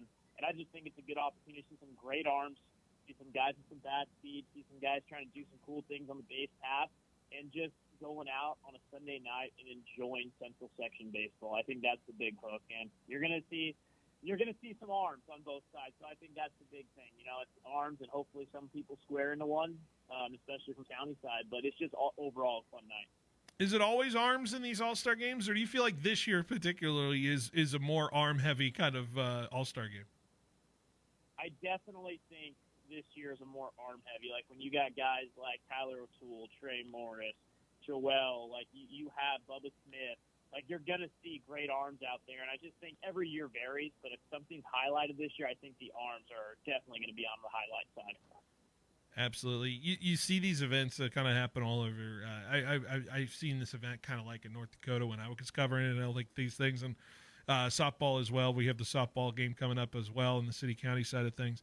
It's a celebration, right, of what is capable in this area. You know, when you think of the Central Valley being represented in this way, what amazes you about the talent that comes out of here, city or county side, you know, regardless of what team its side it is? What stands out to you most about just seeing this kind of talent here come out of this Central Valley? Yeah, usually it's all about toughness. When you think of the Central Valley kid, you think of a little bit of like a gritty blue-collar personality. And like talking about Fresno State baseball, it's like Murph Gray says it best. You know, it's like we want to show that we're from the Central Valley. We might not be as talented as you, but we're going to show we're tougher than you. And I think that's kind of the brand that we try to create ourselves, being from the Central section here in the Valley. Come on, there's got to be some sort of all-star skills thing that has to happen during this thing, right? Or is there? I'm forgive me if I'm naive, but there should be, right? Like a little bunt competition or something like that, or what? What do we got going on? Yeah, that would be cool if they made it like, you know, it's so hard during graduation week, but if it like in a dream world, it'd be nice to have like it'd be like a 3-day event where there's a home run derby or something like that, or an infield competition, or like an outfield catcher accuracy. But just with graduation this week, you're trying to figure out a way to get all these guys to 2 practices a week, which is hard enough, but unfortunately only time for 1 game in this All-Star week. All right, so let's say a home run derby is announced. Who's like the guys who are going to be lining up the most from the county team to try to participate? Man, if you ask them, they probably would all say that they're on that. But watching BP yesterday, you probably see a Don Flores from Central. He'd be on there. Zaid Gonzalez from Emmanuel would probably be on there. Trey Morris would probably be on there. Marcus Nolan or Bubba Smith. Like, those guys can leave the yard at any time, and they would probably be the 4 to line up for the county side. Man, you can only dream, right? And you never know what you can. Maybe that happens in practice, right? Yeah, no, it happens in practice. It happened yesterday. We saw a lot of warning track power, but we saw some balls get out. Hey, we'll take it, right? Hey, maybe it becomes that. I don't know. We'll see on Sunday. But for just kind of wrapping up here just a little bit, you know, just when it comes to, you know, coaching the game, how do you manage all of the, I wouldn't say they're egotistical kids, because they know, they're humble, they know what they're doing. But when you're good, you know you're good, right? And when you know you're a good ball player. But how do you manage that among all the guys who or you litter this roster? Because you know, you're like, there's no slouch here on this roster. How do you manage that? Yeah, and the biggest thing is you just want to compete. You want to compete in that moment. You know, when it's not going to be a regular high school game where you're running hit and runs, you're stealing, you're butting in certain situations. Like, the biggest thing is let the kids play. Let the kids compete, showcase their abilities, and just want to go win 1 pitch at a time. Because you don't get to play all 9 innings. You get to play the 3 innings or pitch through 1 inning. So just try to win 1 pitch and go compete and just do your thing in that moment that you have on the stage. I didn't even ask who the staff is with you. Who's on the assistant side with you in this game? So I've gotten the privilege to have a pretty big staff. I'm going to, of course, have all my Liberty guys. Sean Eastman, my pitching coach, Torrin Goldstein, my hitting coach, Martin Carvalho, my infield coach, third base coach, Aaron Jones, one of my outfield coaches, and Hugo Reyes, one of my utility coaches. But I'm also going to have the Central High staff, which is Micah Harrington and Kyle Dower. I'm going to have the head coach at Tranquility, which we played at Central together, Ryan Engelman. I'm going to have the Chowchilla coaches, which is Donnie Boyette and Dave Alexander. Matthew Fox is also going to join me from Washington Union, and we're going to also have Bill Fever on the Fowler staff. Wow, that's a lot of baseball minds. And Goss Palace, Brent, and my buddy from Goss Palace, Brent Jones. So, you know, it's just a bunch of good people that love baseball, and that's what we want, just people that love baseball and that we have a relationship together. That's a lot of minds to put together, right? Absolutely. But I'm sure you're gonna have fun managing that, and I'm sure you guys are gonna have a nice little celebration no matter what happens after the baseball game. But of course, I think you'd want to win, right? I think that's the goal. So. Yeah, absolutely. Always the goal. What gets it done for County then? Let's do a little play it out for me. What happens in a County win over City on Sunday? The biggest thing, the arms got to be the arms, which they're capable of doing, and somebody's got to be able to get the big hit. You know, you're going to probably be in a situation where there's going to be a runner on third, a runner on second with 2 outs, and somebody's got to be the one to deliver in that moment. So we'll see. But that's the recipe. Let the arms be the arms, and somebody get the big hit. Are you going to try to manage this game? Like, are you going to try to really pull some strings out there on the managing side? Are you going to pull a little trick here or there out there? Yeah, that might stay a little bit on the secret side, but we'll never know. You know, you'll see who you have out there and see what the moment has, and you know, I'm going to let my coaches be coaches and my players be players, and I'm just going to let the kids compete and be the best version of themselves. So we'll see in that moment what happens. I'm sure you're cooking something up at practice, I'm sure, coming up later today. Hey, Derek, I appreciate you taking the time, and best of luck on the game. Congrats on being the coach for the county game. I'm sure that's just such a thrill for you, just to be able to be in that Hall of Fame, or you know, that the records, right, of city county chapters. I'm sure that's a thrill, and I appreciate you coming on the show. Absolutely. No, I appreciate everything you guys do for high school sports around here. Appreciate it. Absolutely. Have a good rest of your day. Thanks for joining me. Yep, you too. Thank you. Bye. All right, we'll be right back with more Behind the Bench right after this on 1430 ESPN Fresno, the Valley's local sports leader.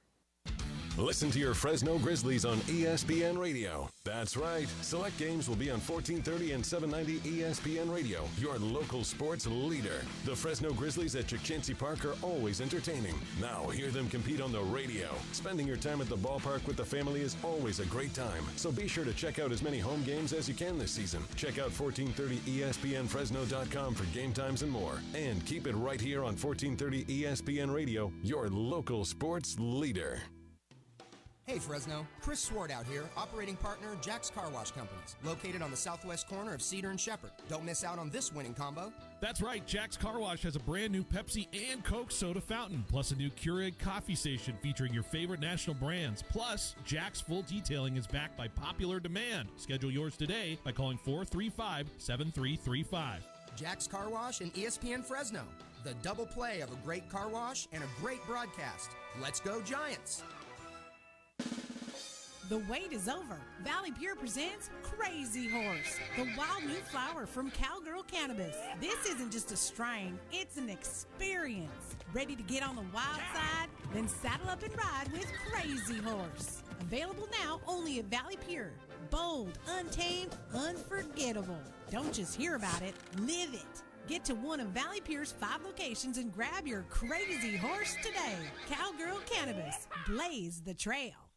Central Valley, are you ready for a seamless car buying journey? Madera Toyota Chevrolet has you covered. With their 25-year, 250,000-mile warranty and everything priced under MSRP, you're always in for a great deal. Plus, enjoy their no-pressure policy and 2 years of free maintenance on new vehicles, their way of saying thank you for choosing them. And calling all truck lovers, explore their selection of rugged Silverados, powerful Tundras, and versatile Tacomas. Whatever your needs, they have the perfect truck for you. Visit them today at MaderaToyotaChevrolet.com, where every drive begins with trust. At Citizens Business Bank, we've been taking a personal approach to banking for over 40 years and are consistently recognized as one of the top performing banks in the nation. Hi, I'm Susan Woosner, Senior Vice President and Manager of Citizens Business Bank in Fresno. We believe in the importance of building long-lasting and genuine relationships with our customers. We want to provide you with the solutions you need to grow your business because your success is our success. Citizens Business Bank, member FDIC. Are you a business owner struggling to understand how cloud technology can help your business? Are you in need of computer and technology support for your employees? M-Cubed Technologies is your solution for fully managed IT services. 24 hours a day, 365 days a year. M-Cubed will be your partner in the digital world, allowing your business to carry on worry-free. We specialize in cloud hosting, Microsoft 365 management, general IT support, and VoIP phone services. Call M-Cubed Technologies today to discuss our partnerships. Hola, Carla speaking. Carla's roofing company always goes above and beyond. Yeah, we heard about next week's forecast. She needs a new foreman to weather a storm of projects. You mean another full crew before Wednesday? Mira, Jose, can you work Wednesday? Indeed can help her hire great people fast. I need Indeed. Indeed you do. Instant Match instantly connects you with quality candidates whose resumes on Indeed match your sponsored job description. Visit Indeed.com/credit and get $75 towards your first sponsored job. Terms and conditions apply.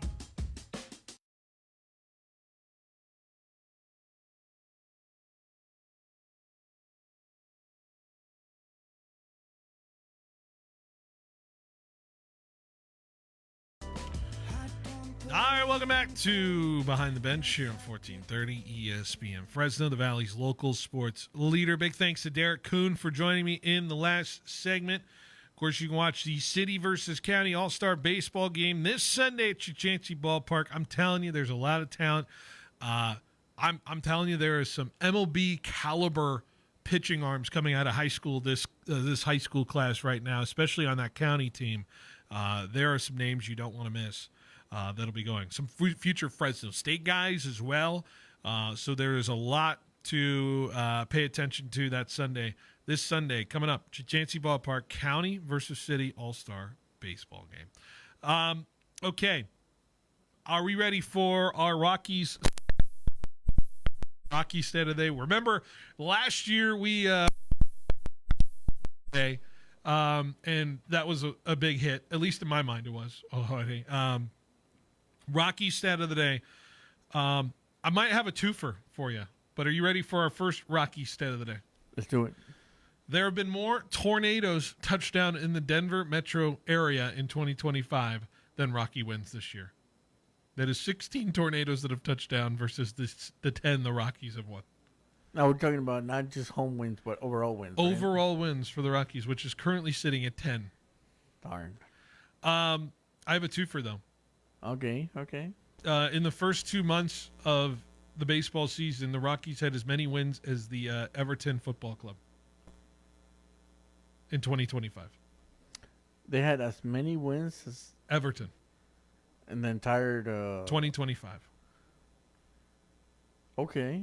You like that one? I'm trying to think. Okay, so they had Rockies had 9 wins, and Everton had 9 wins in 2025. You're right. I'm thinking about it because they were a horrible team this year. Everton, I know. I was a Everton. I have ride or died with Everton, just simply because of Tim Howard. Thank you, Tim Howard. What are you shrugging at me for? Because Tim Howard was also in Manchester, but you didn't go to Manchester. No, I went to Everton, and what was it? Was it Dempsey? Dempsey was there. It was a Fulham. Dempsey was a Fulham. Who was there for Everton? It was Galaxy player, captain of the U.S. men's national team. I also like Romelu Lukaku. I watched him come up with Everton, and I thought, okay, this guy's legit. Yeah, and one of many hundreds and thousands of people who also came to that conclusion. Yeah, Romelu Lukaku is legit at soccer. I remember the days when he was on Everton. That was a fun time to be an Everton fan. Plus, I just like the blue. I like the blue. Why can't they be as good as the team literally right next to Man United? Aren't they literally like right across the street from each other? Liverpool. Or Liverpool. That's right. Not anymore. They're moving. Next season they're getting a brand new stadium, so Everton's not gonna be across the street. Not gonna be across the street anymore. No. All right. What are we talking about? Our poll. Are we already getting some poll results? Yes. 7% say East time zone. East time zone is the worst time zone. Another 7% says Central time zone. Okay. 29%, interesting, say Mountain time zone. Mountain time zone's not bad to watch sports. 57% say Pacific time zone. I just think that's blind people not understanding what's going on. Like, I think that's people just not understanding that they watch sports outside of the Pacific time zone. I thought there was a fifth. I thought there was a fifth option, but we are bringing up there's things going on that are going to be brought up at the show coming up here in just a little bit. But I'm telling you, okay, all right. Wow, you want. For all clarity, Ace is hanging out here. He's going to be joining us in the next segment. But you can go take care of this if you want real quick. That was... go. Anyways, should you just get a headset on? Let's just get a headset on you right now. Why not? Let's just put you on here. I don't know. We don't pay you by the hour. Your mic's not on yet. Hold on a second. So, All right. I wasn't able to put the Hawaii time zone. So. Oh yeah, because nobody cares about Hawaii. According to Lilo's, Nobody cares about Hawaii. according to Lilo and Stitch, Hawaii is a foreign country. According to that Lilo and Stitch movie. If they say so. Apparently, Ohana means not family. According to that movie. Spoilers. Hi, Asa. Hi, Phil. Okay, I need to explain what just happened in the last 2 minutes of the show. Because we are inciting some possible violence and outrage amongst you already. We are starting off strong, and if your blood rate wasn't, if your heart rate wasn't even aided by the coffee you're drinking, it's certainly spiking now with what Joe was just doing to you. I just got off my pills, man. Come on. Joe came by our studio. Asa was just hanging out because I was like, he hangs out usually sometimes before he comes on officially at 5:00. But Joe likes to stir up some drama or stir up some trouble, and he printed out the Madden cover for this current iteration of Madden. And this is going to tease what we are going to be talking about in the 5:00 hour. It's teasing our 5 at 5. To be honest, you told me to yesterday, and I forgot today, so I just asked Joe to do it right now. Well, I wanted to spark some sort of thing. I guess. So you asked Joe to do it, and then so now he flashed up the Madden cover. Which, for those who don't know, Saquon famously hurdled over a man backwards, and that man was a Jacksonville Jaguar. His name is Jerry Jones. Is he still on the team? Yeah, of course. Okay, all right.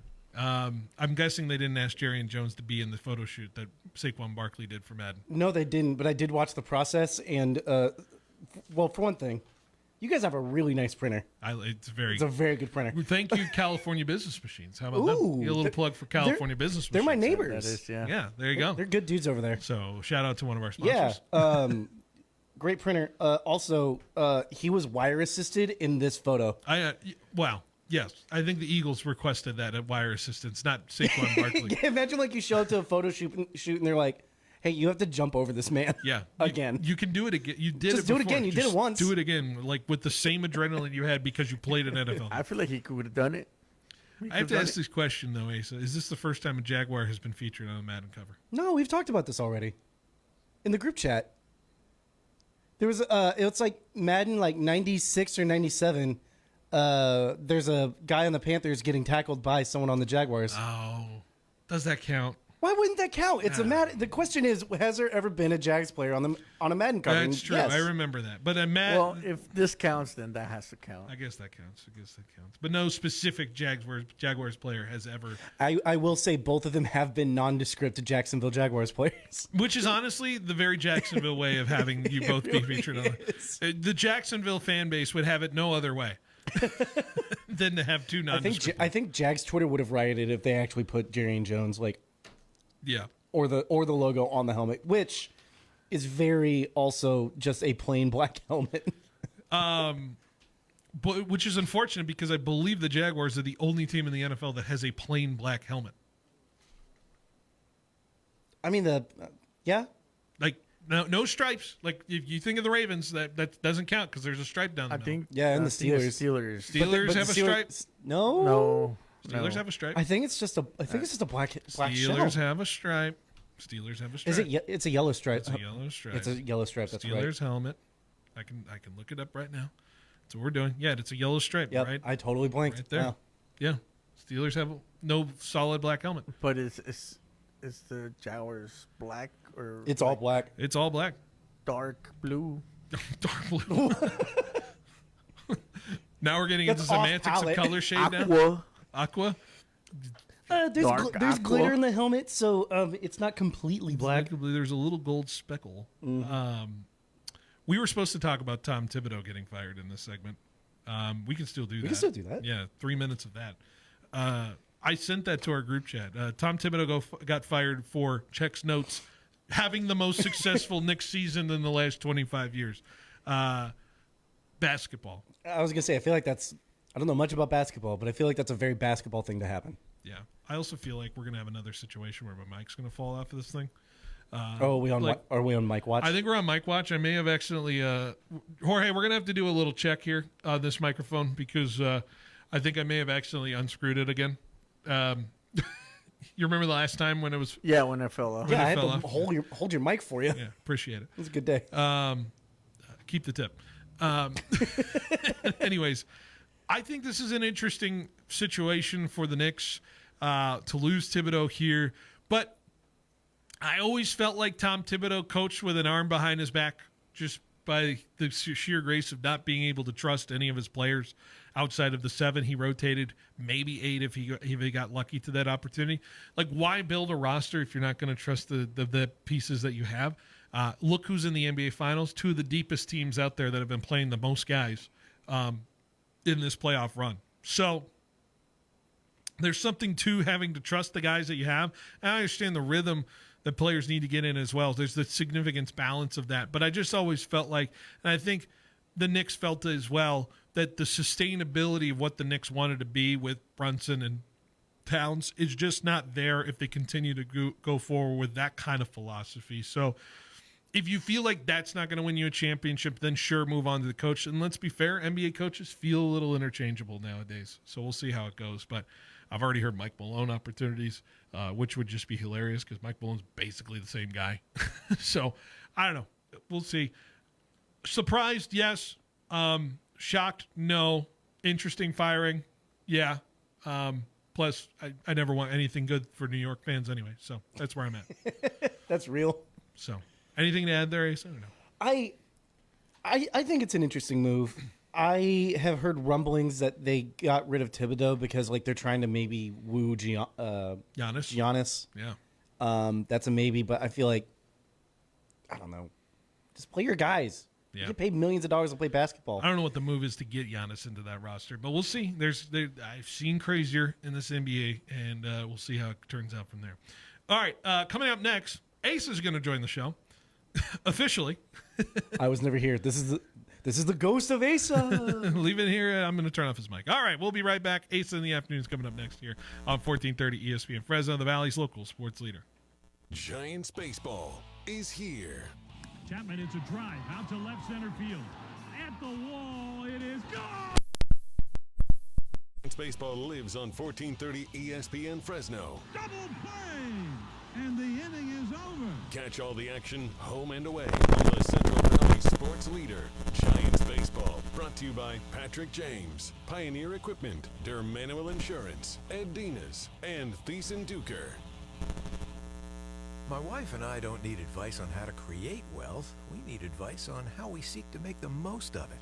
We need help with complex issues like creative risk management and tax mitigation strategies, estate planning to help preserve our kids' and grandkids' futures, and leaving a legacy through a trust for charitable giving.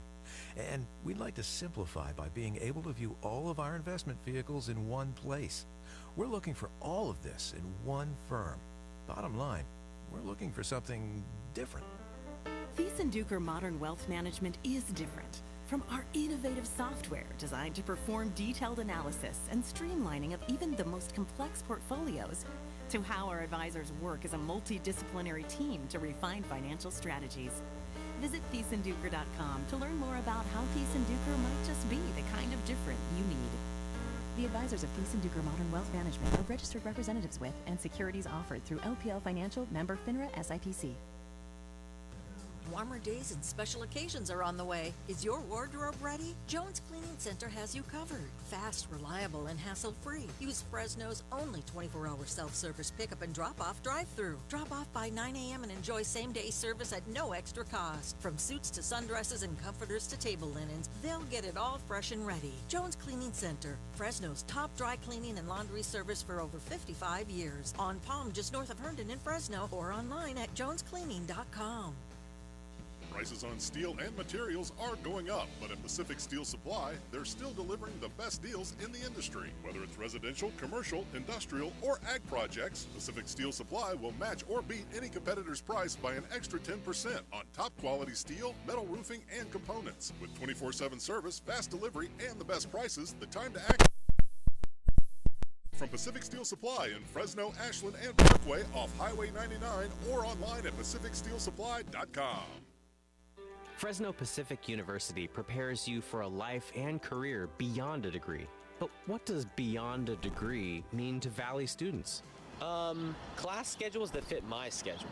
It means easily transferring credits so I can pick up right where I left off. For me, it's getting a degree as quickly as possible. Having a community that supports me. Fresno Pacific University takes you beyond a degree, now accepting applications at fpu.edu. Summer is right around the corner in the Central Valley, and the action of Valley Athletics is heating up too. It's Phil Benotti here to tell you about some of the summer programs for your hooper in your life. Summer AU tryouts are coming up for VBA, so be sure to get signed up by May 27th. Can't make that? There's a makeup tryout on May 29th as well. This leads up to the big VBA Summer Showdown from June through August, which will be going for boys and girls between age 8 and 15. ValleyAthletics.co is the website where you can find all the information and sign up. Valley Athletics, developing the athlete in everyone. Mike Dermanuel Jr. of Hub International Insurance Group. We're local, but our resources run all over the world. Leveraging the resources of a large organization, still living in the community, and really getting to know clients, that's the secret sauce of being really good in this industry. Hub International. Learn more at hubinternational.com. License number 0757776. If our clients succeed, we succeed.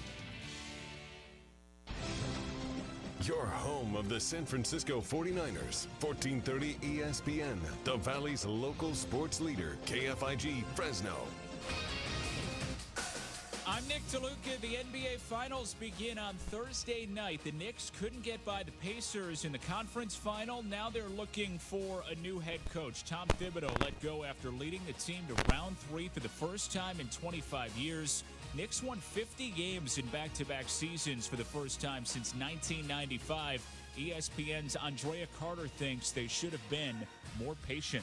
The Knicks were already so close this season. They were so close. And Tom Thibodeau now could, if he wasn't just fired, could have a second season to figure out Karl Anthony Towns, to massage that relationship if there is something going on, to try and figure out that relationship. What is Tom Thibodeau known for? His defensive schemes. So his defense struggled this season. Give him a second season to figure it out and figure out how to make Karl Anthony Towns and Jalen Brunson work on that end of the floor. Carter on NBA Today. Tibbs' .579 career win percentage, the highest by any qualified coach without a finals appearance in NBA history. Major League Baseball, Brewers and Reds in Cincinnati, Milwaukee, the hottest team in baseball right now, have won 8 straight. Christian Yelich's solo homer the difference last night. He's got an RBI single tonight. Sal Frelick adding his 4th home run of the season to make it a 2-0 Brewers lead headed to the home half of the 4th inning. Hunter Green, starting for the Reds, has struggled against Milwaukee in his career with an ERA just south of 7.5. Freddie Peralta, going for the Brewers, has gone 3 scoreless innings, 6 strikeouts, allowing just 1 hit. Cincinnati came in -125 on ESPN Bet. What's up, kiddos? Clinton Yates here. Coming up on Wednesday, the NBA Finals are just days away, but that doesn't mean that most teams aren't already pondering their offseason plans. We'll focus on some potential moves in the association and more. That's Wednesday on Clinton and Friends at 10 a.m. Eastern on ESPN Radio and the ESPN app.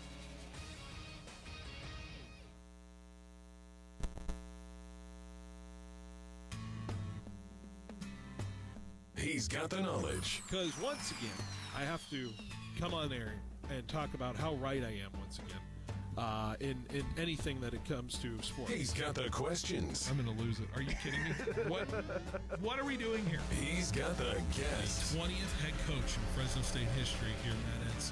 Is it hard to believe sometimes still the 20th head coach here in program history? It's all moved really quickly here over the course of the last 5-6 weeks, but super excited to be here. Phil Benotti is the voice for the Central Valley sports leader.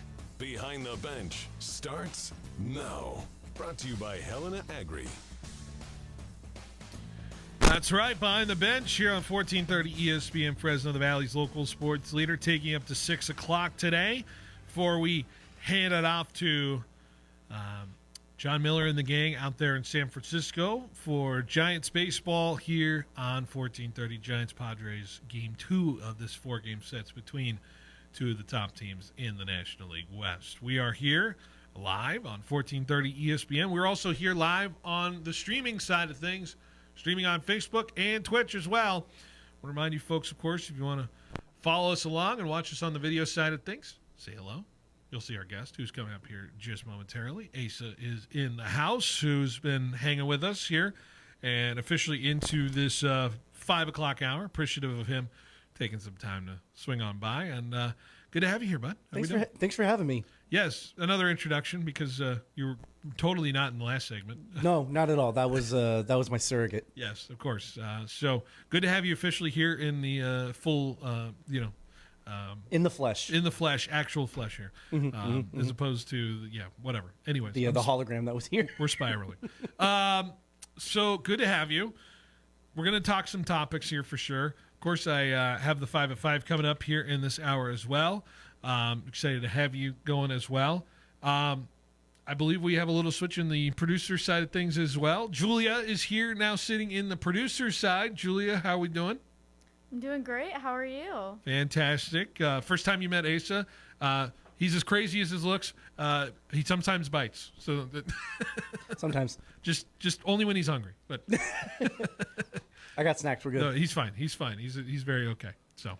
Okay, I'll keep that in mind. Yeah, just don't look at him in the eyes. Just a real wide berth. Yeah, exactly. Just just do this. Yeah, and exactly. go in a circle. Yeah, you're good. And just no direct eye contact. There we go.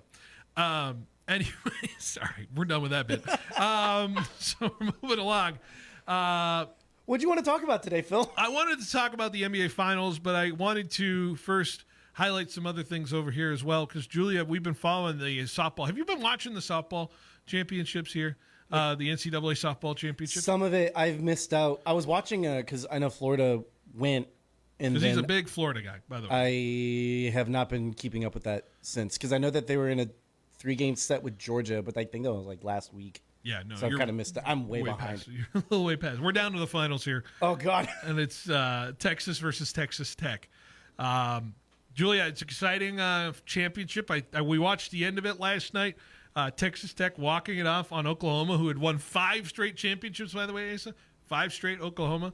Big bad Oklahoma is gone. See you later. I believe it was 4. Was it 4? Yeah, I think so. That's still a lot. Yeah. It's too many. It's like Chiefs-like, right? It's just, feels, we need new blood in there, right? But I saw you talking about softball because you didn't realize how good Fresno State was back in the 80s. Yes.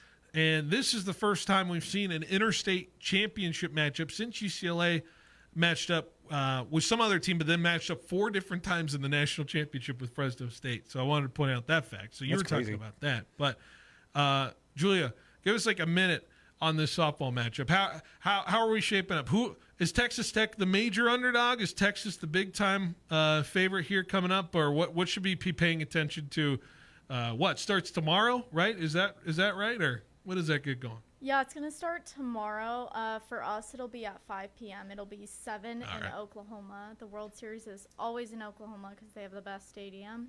So I would say Texas has the best team overall, all around, whereas Texas Tech, they have Nyjah Kennedy, which she has just come from Stanford, one of the best pitchers that there is. She has over $1 million in NIL deals, so she's just insane. Yeah. Wow.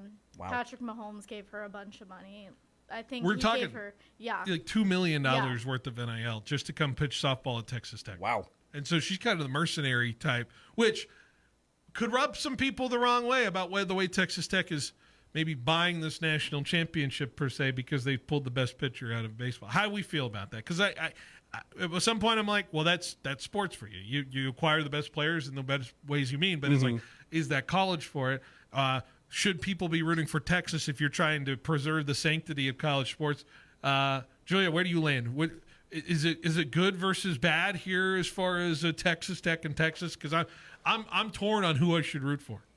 Honestly, I'm kind of torn as well because I like that Texas Tech is in the College World Series where they have never been there before, and Texas has been there several times, but I just have a hard time with college sports and being able to pay players millions of dollars for them to just come and win championships. I already know who you're rooting for. Who? You're throwing horns down. Oh, absolutely. My man. So we won't tell our other intern out there that you're horns down all the way. He has I don't know, have you told the story of why you're major horns down, like anti-Texas?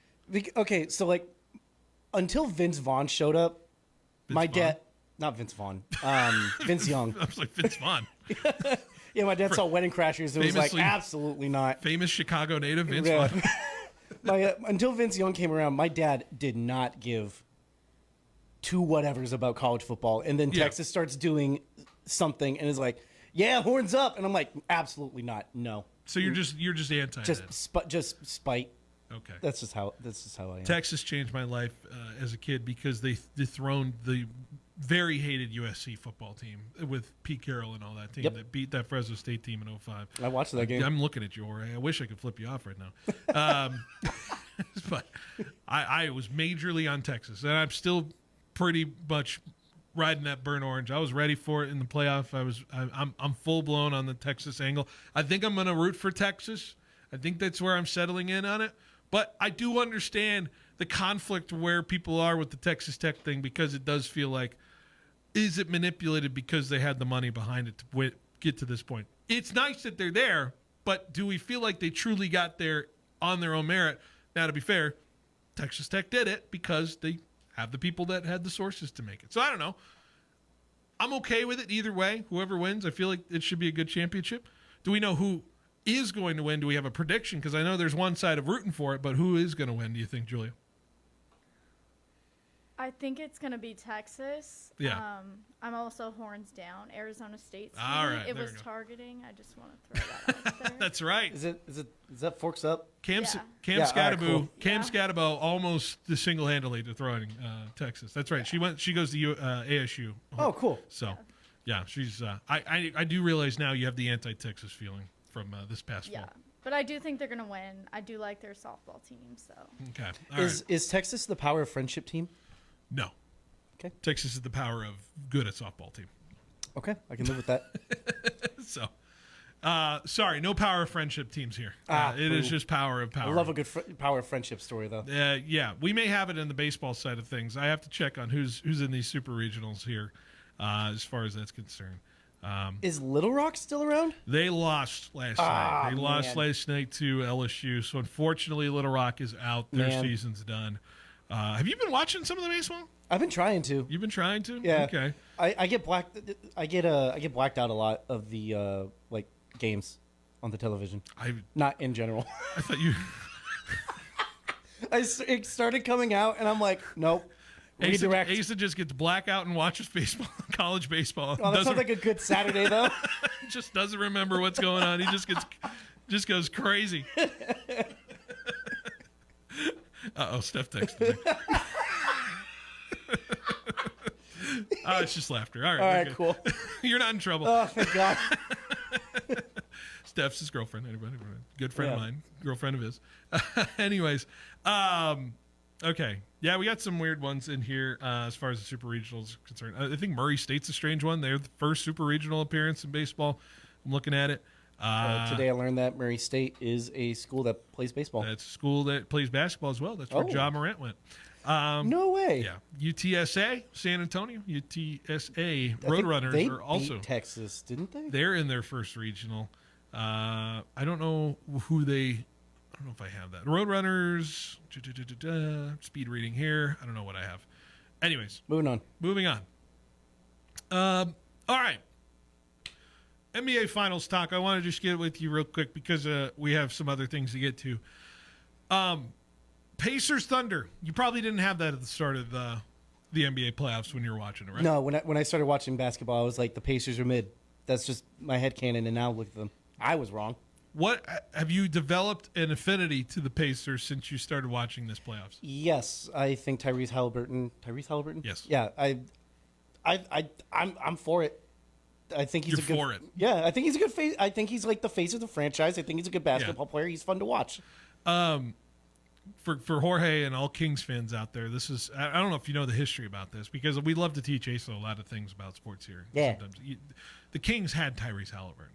I found out, much like in baseball, basketball is one of those sports where it's like, yeah, we got a guy, and then we traded him somewhere else, and then he became a superstar. Like this is finals is so fascinating to me because it's led by two guys who were undervalued in the trade and then went to the team and became legitimate superstars.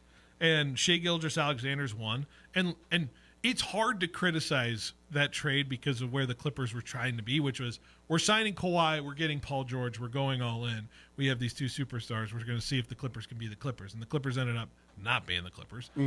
Although as they oft do, but their best run was 22 when they challenged the Warriors, or was it the Warriors or the Suns? I can't remember. No, it was the Suns in 21, where they got to a conference finals, but then Devin Booker and that team ended up making the finals. But Shai Gilgeous-Alexander left the Clippers as kind of a role player to go to the Thunder as a nice piece, and now he's become MVP of the league. guy, yeah. Yeah. Tyrese Halliburton, same way, kind of a piece to come in and bring in Domantas Sabonis for the Kings. And let's be fair, the Kings have not been them. No. Since. It's been a rough go of it for Sacramento. So weren't they it like 2 years ago? Like, nah, they kind of were, but then the Warriors kind of shut them down after a bit. And I remember that. There's a lot of like the beams in the chats. What's interesting about this as well, and I know you're not a historian of basketball, but when you hear about the history of basketball, and I brought up this conversation yesterday, I want to hear your thoughts on it and see if I can get your gauge on where you feel about it. This is the 7th straight year we're going to have a different champion, which is something that has never happened before in NBA history. Mm-hmm. When you think of NBA history, you think of the 80s being dominated by the Lakers and the Celtics. And then by the late 80s, it's the Pistons that are kind of doing their thing. And then by the 90s, it's Michael Jordan's Bulls. And then by the 2000s, early 2000s, it's the Shaq and Kobe Lakers. And then by around the mid-2000s throughout, it's the Spurs that are kind of doing their thing. And then by the early 2010s, it's the Miami Heat doing their thing. And then by the mid-2010s, it's the Warriors. And now we're here from 2019 on, 7 different NBA champions, which is the longest era where we haven't had a repeat or dynasty per se. Right. The randomness has taken over the league. And I wonder if randomness is good, if randomness can hurt the nature of the way the league has been set up, because we've seen all the good teams. Now, I know your answer on this as well, because I'm sure you're for the randomness of sports. I find it interesting we're here. It is interesting because you're right. I'm not I didn't know that this is like the 7th consecutive year of just having like a different matchup. And I've been listening to like a lot of like talking heads and stuff be like, yeah, dynasties are good for the sport, but also on the same, flip side of the same thing, or flip side of the same coin, you also get people that are like, I'm sick of watching the Chiefs be in the Super Bowl. And it's like, you can't have it both ways. Yeah. And I think it makes for a more interesting game having it be random. Because like there is something to be said about like, the 90s run with the Bulls and Michael Jordan, where like that dominance is something like it is a sight in and of itself to behold, that they're just this superpower. But at the same time, the throne is meant to be conquered, and then it does happen. The reign ends at some point. But, when you got teams that are, like, overpowered like the Chiefs, where it's just, like, it is just everything has been about them, it's not that interesting. But, when you're having, like, a bunch of different teams, it's kind of like, well, I just think it makes it more interesting, because it's like, oh, man, who's it going to be this year? And I think that makes it more fun, because it makes it feel like it's more, I don't want to say more fair, but it kind of makes it like, oh, who's it going to be this year? Well, I think the one team that I think a lot of people, if you're going to see an era of team that's going to like dominate this era, that should have probably actually done it, it should have been Boston, right? I thought it was going to be them, because Boston in 22 lost to the Warriors. They were there in the finals, and Steph Curry did his thing and made it happen. Celtics ended up winning in 24. The Celtics should have won in 23, but they screwed around with the Miami Heat for a while in that Eastern Conference Finals. Came all the way back from a 3-0 deficit to push Game 7 and still lose it. So the Celtics were there. And then, of course, now with the injury of Tatum, who knows where the Celtics can be after this, and if Brown and Tatum are ever going to play another game together again. This is the only team where I looked at it and I'm like, that's sustainable to me. The Thunder are sustainable and could be good for a couple of years, and they could be the team of the 2020s if the Thunder are what they are. But I do side with it in the sense that sometimes you need a boogeyman in the NFL or in the NBA, Yeah. in all of the sports. To be honest with you, a team that everybody hates, a team that everybody looks to try to beat, because I think that creates more tension and interest. In the sport, regardless of whether people hate it or not. I don't care. The Patriots were so hated for so long, but everybody showed up and watched. Didn't matter. Yeah, because everyone wants to see the person who's taking shots at the king. Exactly. And so, if you have that randomness, it's like, oh yeah, that's cool that, there's someone else, but also there's something intensely gratifying about, being the person that, defeats the boogeyman. Yeah. So I wonder if there's not like a true villainous franchise in the NBA to look and point to and be like, man, we hate these guys. I think it's the Knicks.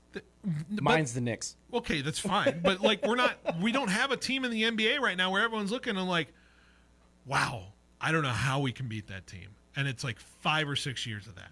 Yeah. I don't know if that's my only point to the franchise and the dynasty thing with this whole thing. It's like, now we're in year 7 of 7 straight different champions. And I'm sitting here thinking, is there a villain to the league in the NBA? And it was the Warriors for a while. That's the last time we've really had it.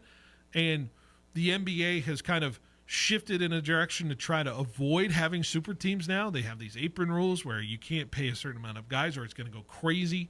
You can't have these cores together for as long, which is crazy to me why they would want to break up cores and disinterest fans of fan bases because you want to avoid super teams in some form or fashion, or because teams drafted well that they're going to get penalized for it, which the Thunder are going to be in a couple of years from now. It's interesting to watch, but I don't think it's the right move for the NBA to find equity in the situation. I think it's just important for the NBA to have good narratives. And right now, despite Pacers Thunder being a basketball finals that I'm very much interested in watching, I don't find myself interested in the storyline of it because there's not a anti-hero or there's not an enemy or a villain in the NBA to me that we used to have where, God, I hated the LeBron Heat teams. God, I hated Shaq and Kobe. I hated Tim Duncan and those Spurs. Man, I remember being in high school and, I didn't watch basketball, but I wanted whoever was playing against LeBron to win. Yeah. That's just how I felt because I just didn't like him. And maybe I think Tyrese Halliburton is kind of like leaning into being like the heel. He wants to. I guess. Yeah. And you know what? If the choke sign after game 1 was as heel as it could. Let it happen. Just lean into the skid. We'll see how it goes. Steer into the skid. I'm so fascinated by this finals. I can't wait to see it. And it's starting on Thursday here on 1430 ESPN. All right, Asa, let's take a break because we got some beef to squash with this Madden cover. Okay. You have already declared you are not giving EA your money. Absolutely not. More on that later. More on that later. Coming up here on 1430 ESPN Fresno, the Valley's local sports leader. Are you Bulldog born? Here's Mims on a direct snap as he tries to reach it in and gets in. Jordan Mims, his second. Bulldog Bread offers you the Red Wave, a way to support your favorite student athletes of Fresno State. Boy, Kelly has got a lot of space on the outside right. Hayner to the end zone. Touchdown, Fresno State! The Fresno State Bulldogs are part of your DNA if you're a Central Valley native. Support your dogs today. Visit BulldogBread.com to become a member. Introducing The Sidebar, a brand new open-air beer garden at Me and Ed's Coney Island Grill in River Park. Experience a new way to catch a game, hang with friends, and enjoy new appetizers, char-grilled burgers, salads, wings with over 10 house-made sauces, and of course, world-famous Me and Ed's pizza. Thirsty? Try our self-poured taps with over a dozen craft beers, wines, ciders, and craft seltzers. Plus a full bar with an impressive selection of tequilas, whiskeys, and craft cocktails. The Sidebar at Me and Ed's Coney Island Grill, now open in River Park.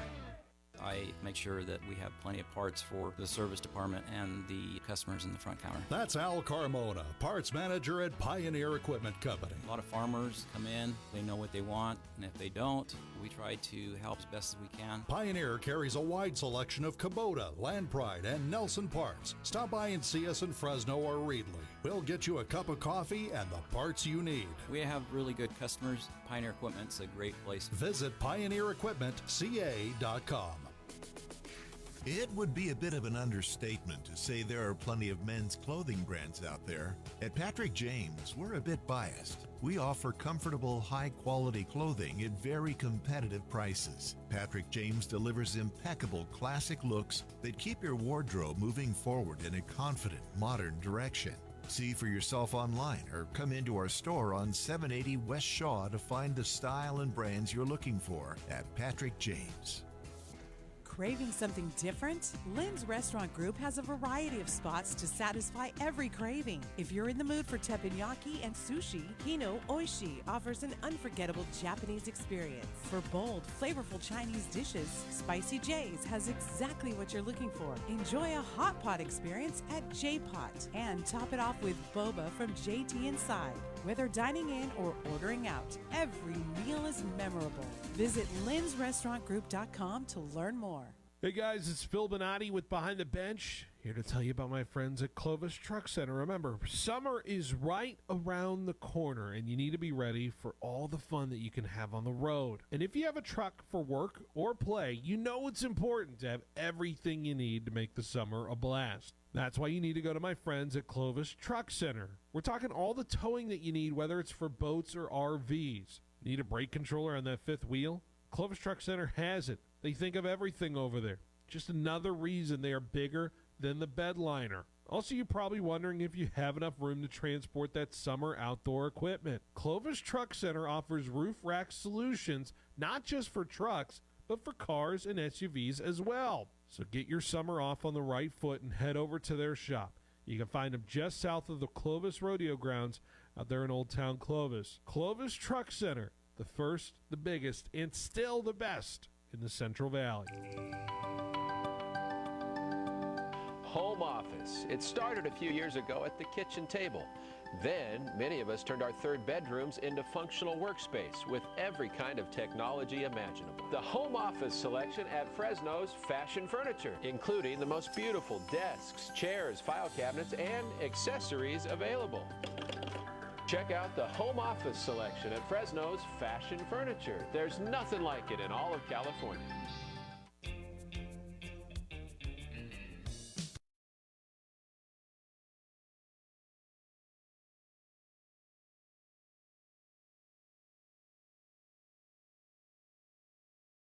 Welcome back to Behind the Bench here on 1430 ESPN Fresno, the Valley's local sports leader. So we're rolling along here on this lovely Tuesday afternoon. Coolest day of the week so far, though we were going to probably reach up into those 99-degree, 100-degree temperatures. We're hanging in there, though. Ace, are you hanging in there? How you doing? I'm trying, man. You fighting your headset, it looked like over there. Well, I forgot to put my hat back on. If I put my hat on, I'm in broadcast mode. Ah, yes. Oh, yeah, you're officially. I have to get in the zone. You're in their zone situation here as we go rolling on. Okay. All right. So we got our 5 at 5 for the segment here. And in honor of the 5 at 5 today, well, not in honor of it, the 5 at 5 is dedicated to a topic that has raised the ire of Asa here, and that is the Madden cover for 2020, the Madden 26. Now, I want you to put me in the mindset of you waking up yesterday morning and the first time you saw that. I need you to describe the emotions that came through. What did you do? What happened? I'm not even kidding. I opened up Twitter. I woke up. I opened up Twitter. Adam Schefter just posted 43 seconds ago. And I see Saquon Barkley, and I'm like, he's gonna be jumping over Jerry Jones, isn't he? Scroll down a little bit. Yep, that's him. Are you? It is not even 7:00. Are you? And my day is ruined. Are you kidding? I sent the message. I'm like, Asa, this is a personal attack on you. I do not have a radio friendly way to say this, but I was upsetty spaghetti. Yeah. That is the best I can do. Julie, I'll bring you in here because did you ever watch the play live, or do you remember where you were when you watched the play happen that Saquon Barkley up behind, what do you call it? A reverse hurdle over the Jaguars player? Do you remember watching that the first time? Yeah, I remember just sitting in my room by myself, and I was in my apartment, and I just watched it, and I was like, oh, wow. Much like Asa sitting alone in a room. So I watched it, and I'm like, oh, my God, he just jumped over a man. Oh, wait, that's me. No! Oh my God, I'm gonna have to watch this for until the end of time, aren't I? It is the end of time play now. Yeah, that it is is. the play. That is the play forever and end of time. To me, it's the Philly special. For me, as a Patriots fan, I will. The Philly special will forever anger me. Yep. It's not even a good play. It's not even a good play. Okay. If it's stupid and it works, it ain't stupid though. It's just guys moving. All right. All of football is just guys moving. That's fine. It's nothing special. Oh, if it wasn't special, they wouldn't call it the Philly special. It's in the name. You threw it to the quarterback. You had to say special to make it special. You had to put it in the name to make it special. It's not special. That didn't even win the dang Super Bowl. God, I'm so mad. Phil got mad about it for the first time all over again. I watched it in his eyes. I had to let this out. It's been 8 freaking years of this. How did we lose to Nick Foles? I'll never understand. Oh, Patriots man. should have 9 rings because they lost to Nick Foles and Eli Manning twice. I'm watching him get mad all over again, and it makes my heart happy. All right. We're moving on. Okay. Try to move. Anyways. Yeah, try to move on, Phil. Where are your heart pills? I need them. I let me get my script filled. All right. Anyways, we got the 5 of 5 to happen here. We have the top 5 athletes that we believe should be on Madden, who have yet to be on Madden. I verified this on my list. You verified it on your list as well, right, Asa? Nope. So hopefully we get this right. I'm assuming these are all athletes that have not been on Madden. Jorge, do you want to be fact checker for us? And Julia, you want to be fact checker for us as well, just to make sure we didn't screw this up. But I think we have the correct names. But first, let's pay the intro.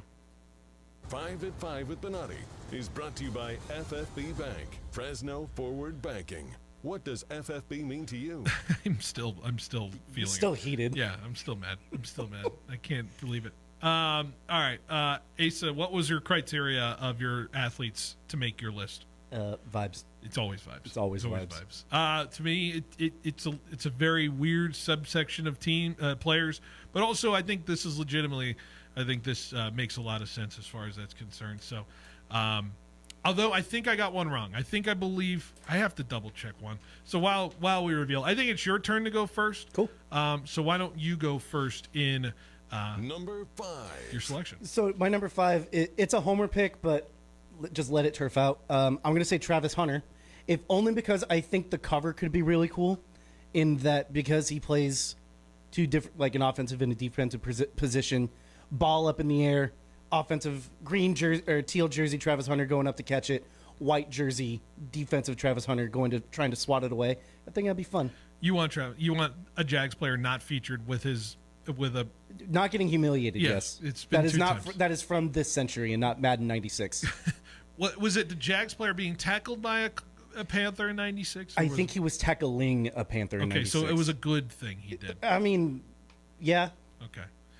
Number 5, I've got Peyton Manning. He was my honorable mention. Because why the heck has Peyton Manning not been on the cover of Madden? For the man who's been most marketable as a quarterback and as an athlete in all of pro sports, here are all the greats that I can remember being on a Madden cover. Tom Brady, Drew Brees, Aaron Rodgers, Brett Favre. Jets Brett Favre, Michael Vick.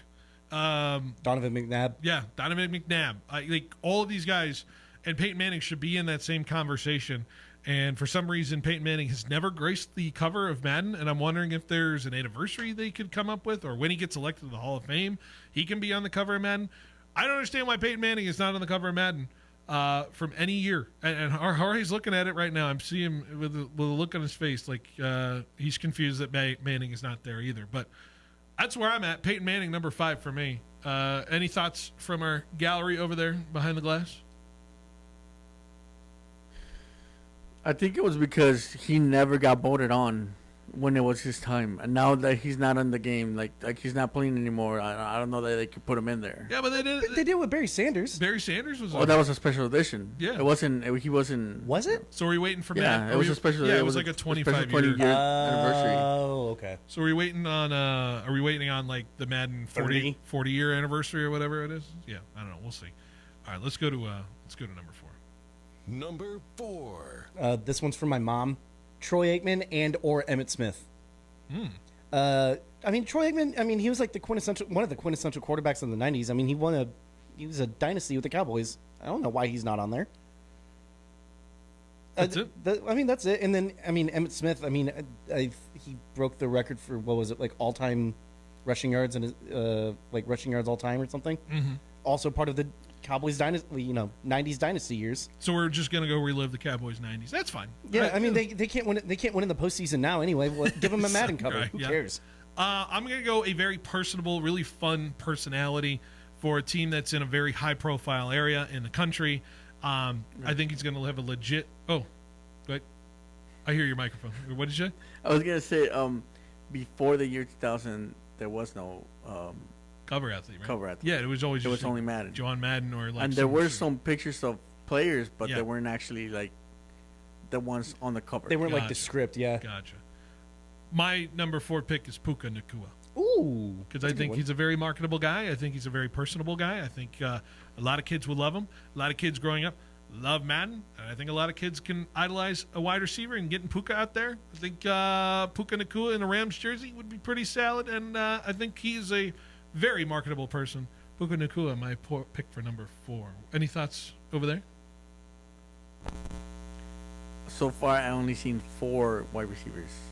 Yeah, in there. They're not many, but it's a select group. I wonder if I can name them all, but we're going to try that later. Let's go to number 3. Number 3.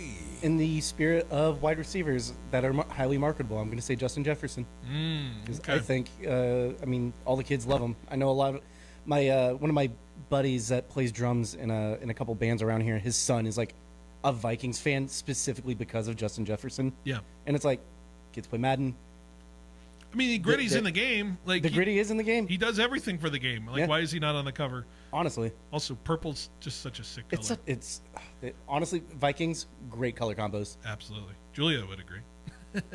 I would. I'm a huge Vikings fan. Yeah, there you go. Derrick Henry is my number 3 pick. Derrick Henry, who I don't believe has graced a Madden cover. I think it's long overdue. I think the dude is menacing as hell. Oh, and he's scary. I think he'd be. I'm just seeing the cover athlete now of Derrick Henry in that Ravens jersey, just stiff arming, probably a Jaguar. Yeah, probably. No, there is one. The 99-yard run, he like shoves a guy into the dirt. And I can't remember what his name. It was like the Color Rush game, I think. Yeah, and he just totally demoralizes an entire fan base throughout. I have another story about Derrick Henry, but let's get through the 5 at 5 first. Yeah, Derrick Henry, number 3. I think he's long overdue to be, because he had a phenomenal year again, and I think we're running out of time to have Derrick Henry as a cover athlete, much like I think of like Eddie George kind of style on the Madden cover back when I think that 2002? was the very first one. I think it was like 2000 or whatever. Yeah. Like, akin to like the Marshall Falk kind of covers or anything like that. I'd love to see Derrick Henry on the cover. Number 2. I'm going to say Randy Moss. Has he not been on the cover? He was on. Someone fact check me. No, but he's I'm pretty correct. He's correct. I'm pretty sure he wasn't. Yeah, and Jorge's giving the thumbs up. Yeah. Yeah. I don't get it. Yeah. It was Dante Culpepper who was on there. That's right, Dante Culpepper, man. No, I'm trying to remember Randy Moss, and I think I'm thinking of the ESPN 2K covers instead of the Madden covers. But that was Terrell Owens that was there too. I don't know if Moss was also in those covers. I think he was 2K5. 2K6 was TO. Okay. My number 2 is Joe Burrow.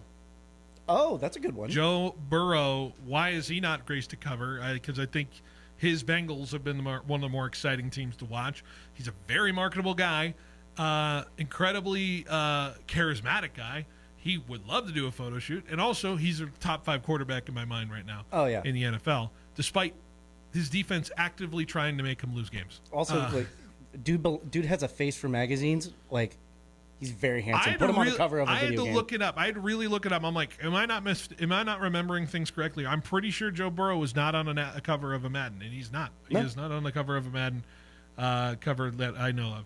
Jorge, are we good? We're good on that? A fact check of there? Joe Burrow, right? Josh Allen's been there. Why not Joe Burrow? Exactly. Yeah. It's kind of the same vein of it. But you can also barely tell it's Josh Allen. Yeah, that's right. Number 1. Aaron Donald. Why not? Just why not? Dude, he is the only defensive tackle or defensive lineman in my very brief memory of actually like trying to watch football and pay attention that I think I have ever seen get triple teamed because he was just such a tour de force as a player. Yeah. Give him a cover. Okay. Like, whatever. He's retired. Just give him one. Donald's good. I'm going to cheat a little bit because my final one. You got anything, Jorge, before I go to my number one? I was going to say the last defender on here was 2015. Sherman. Yeah. Richard Sherman. I think before that it was Ray Lewis, wasn't it? Basically representing the Legion of Boom for that era. I'm going to say two athletes who went to the same school but are top wide receivers in the NFL. Will love a combo Jamar Chase and Justin Jefferson cover. Ooh, that'd be a good one. I'm already visualizing it now. EA, hire me. Just a dual photo shoot with the Bengal orange and the Viking purple. Both athletes making amazing catches on the same side. Doing kind of akin to the Palomalu and Larry Fitzgerald cover from, I think 2008. That's a good 2010? One. Yeah. Remember that one? I want to see a Jamar Chase, Justin Jefferson double feature Madden cover. Two of the top athletes out there, two of the top wide receivers out there, and also great teammates back at LSU. Yeah. Actually, you know what? Put Joe Burrow right in the middle. Yeah, there you go. How about triple that? feature. Wouldn't that be crazy? That Madden would be so sick. Come on. And then EA will butcher the game somehow. Yep. But in any form or fashion. Julia, how do you feel? Who's got the better top five from your memory? I put Justin Jefferson number one, so I think I got your vote. Yeah, you do. My top two were going to be either Jamar Chase or Justin Jefferson, and then you came out with the number one with both, so I think that's going to have to win for me. You know what? I technically had a two for in one cover as well, so you know what? Fairsies. It's retired Troy Aikman and No, my double. Yeah, I know. My double feature was the Travis Hunter one. Oh, that's right. Yeah, that was the better one. Two Travis Hunters. Yeah, that'd be cool. That'd be fun. That was Phil's 5 at 5. And Aces. Why am I getting a strong smell of cinnamon? Oh, that's my coffee. Sorry. Oh, I was like, it is pungent Cinnamon-y. in this room. What a way to end the segment. You had something to say about Derrick Henry? Derrick Henry won me $500 from the Pat McAfee show once. Wow. Yeah. Explain it again. I think I know what this was. Okay, so Pat you were McAfee personally victimized, I think. Or yeah, something? Pat McAfee put out a tweet that was like, if you were ever personally, or say something nice about a player that has personally victimized your team, and I'm like, Derrick Henry is on his worst days an extraordinary football player, and I say this as a Jags fan, and I wish him the best. And then I get a Venmo of $500 from. I woke up to a Venmo of $500 from Pat McAfee. Sick. Yeah. All right. Did you send any more requests though? You're like, hey bud. I thought about it. $10 for coffee. I know you got it. Come on, Pat. You're doing all right. All right. Let's end a break. Let's end the show. Coming up next here on 1430 ESPN. Hey guys, Phil Benotti here to say a big thank you to all that participated in our Student Athlete of the Week program. It has been an amazing year of sports, and we have seen some fantastic achievements in and outside of the classroom. We want to thank all of our sponsors throughout the season, including a big thank you to the Fieldhouse, who is hosting this year's Student Athlete of the Year banquet. Be sure to swing by the Fieldhouse for all their daily food specials Monday through Friday.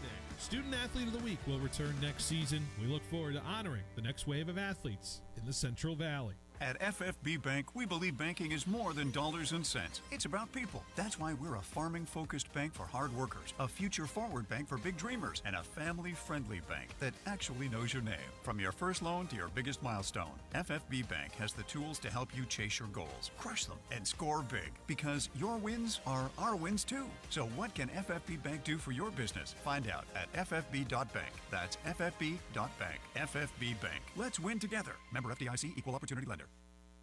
Hi, I'm Nick Anderson. And I'm Jim Schaefer with Helena Agri-Enterprises. Nick, how important is irrigation management? Well, Jim, irrigation management is extremely important.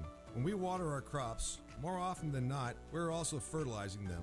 So irrigation uniformity and efficiency are crucial. Nick, that has to be a challenge considering the different soil types and how they impact water movement.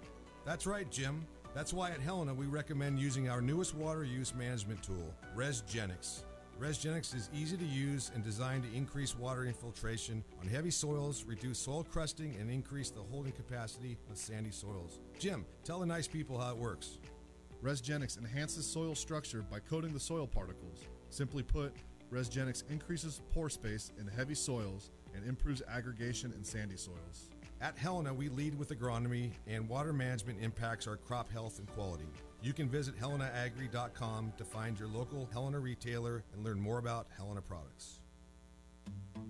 For nearly 20 years, Donald P. Dick has been the Valley's go-to expert for solar design and installation. And with their unique price match guarantee, they don't just match the competition, they beat it and give you the difference in cash. Install solar today and start saving money, including the 30% federal tax credits and the various incentive programs that are available when you switch to solar. For a no-obligation quote, call 255-1644 and put Donald P. Dick to the test. Sports fans of the Central Valley, are you ready to step up your game day grilling? Step into the Butcher Boss and discover winning flavors the champions crave. Ask about their 5 for $35 deal, where you can feed up to 5 people for $35 every day. Located right off the 41 north of Avenue 11, stop by the Butcher Boss today and become the boss of your barbecue. Sports fans, whether you're gearing up for your next adventure or simply searching for the perfect ride, Ed Dina's Auto Center has you covered. Now, let's hear from the 2018 Mountain West champion, Marcus McMarion. Hey, it's Marcus McMarion. At Ed Dina's Auto Center, they'll make car shopping as smooth as a game-winning play. Whether it's a truck, SUV, or the car of your dreams, their incredible team is here to guide you every step of the way. Ed Dina's Auto Center in Dinuba and now in Visalia off Mooney Boulevard. Online at eddinasautocenter.com. No matter the time, morning, noon, or night, Black Bear Diner in Fresno has you covered. Breakfast, lunch, and dinner served all day just the way you like it. At Black Bear Diner in Fresno, you can count on them serving up hearty portions that satisfy even the hungriest appetites. Plus, the little Cubs can enjoy their brand new Cubs Corner too. So gather your family and friends, bring your appetite, and make it a meal to remember at Black Bear Diner in Fresno, corner of Shaw and Martin. Black Bear Diner.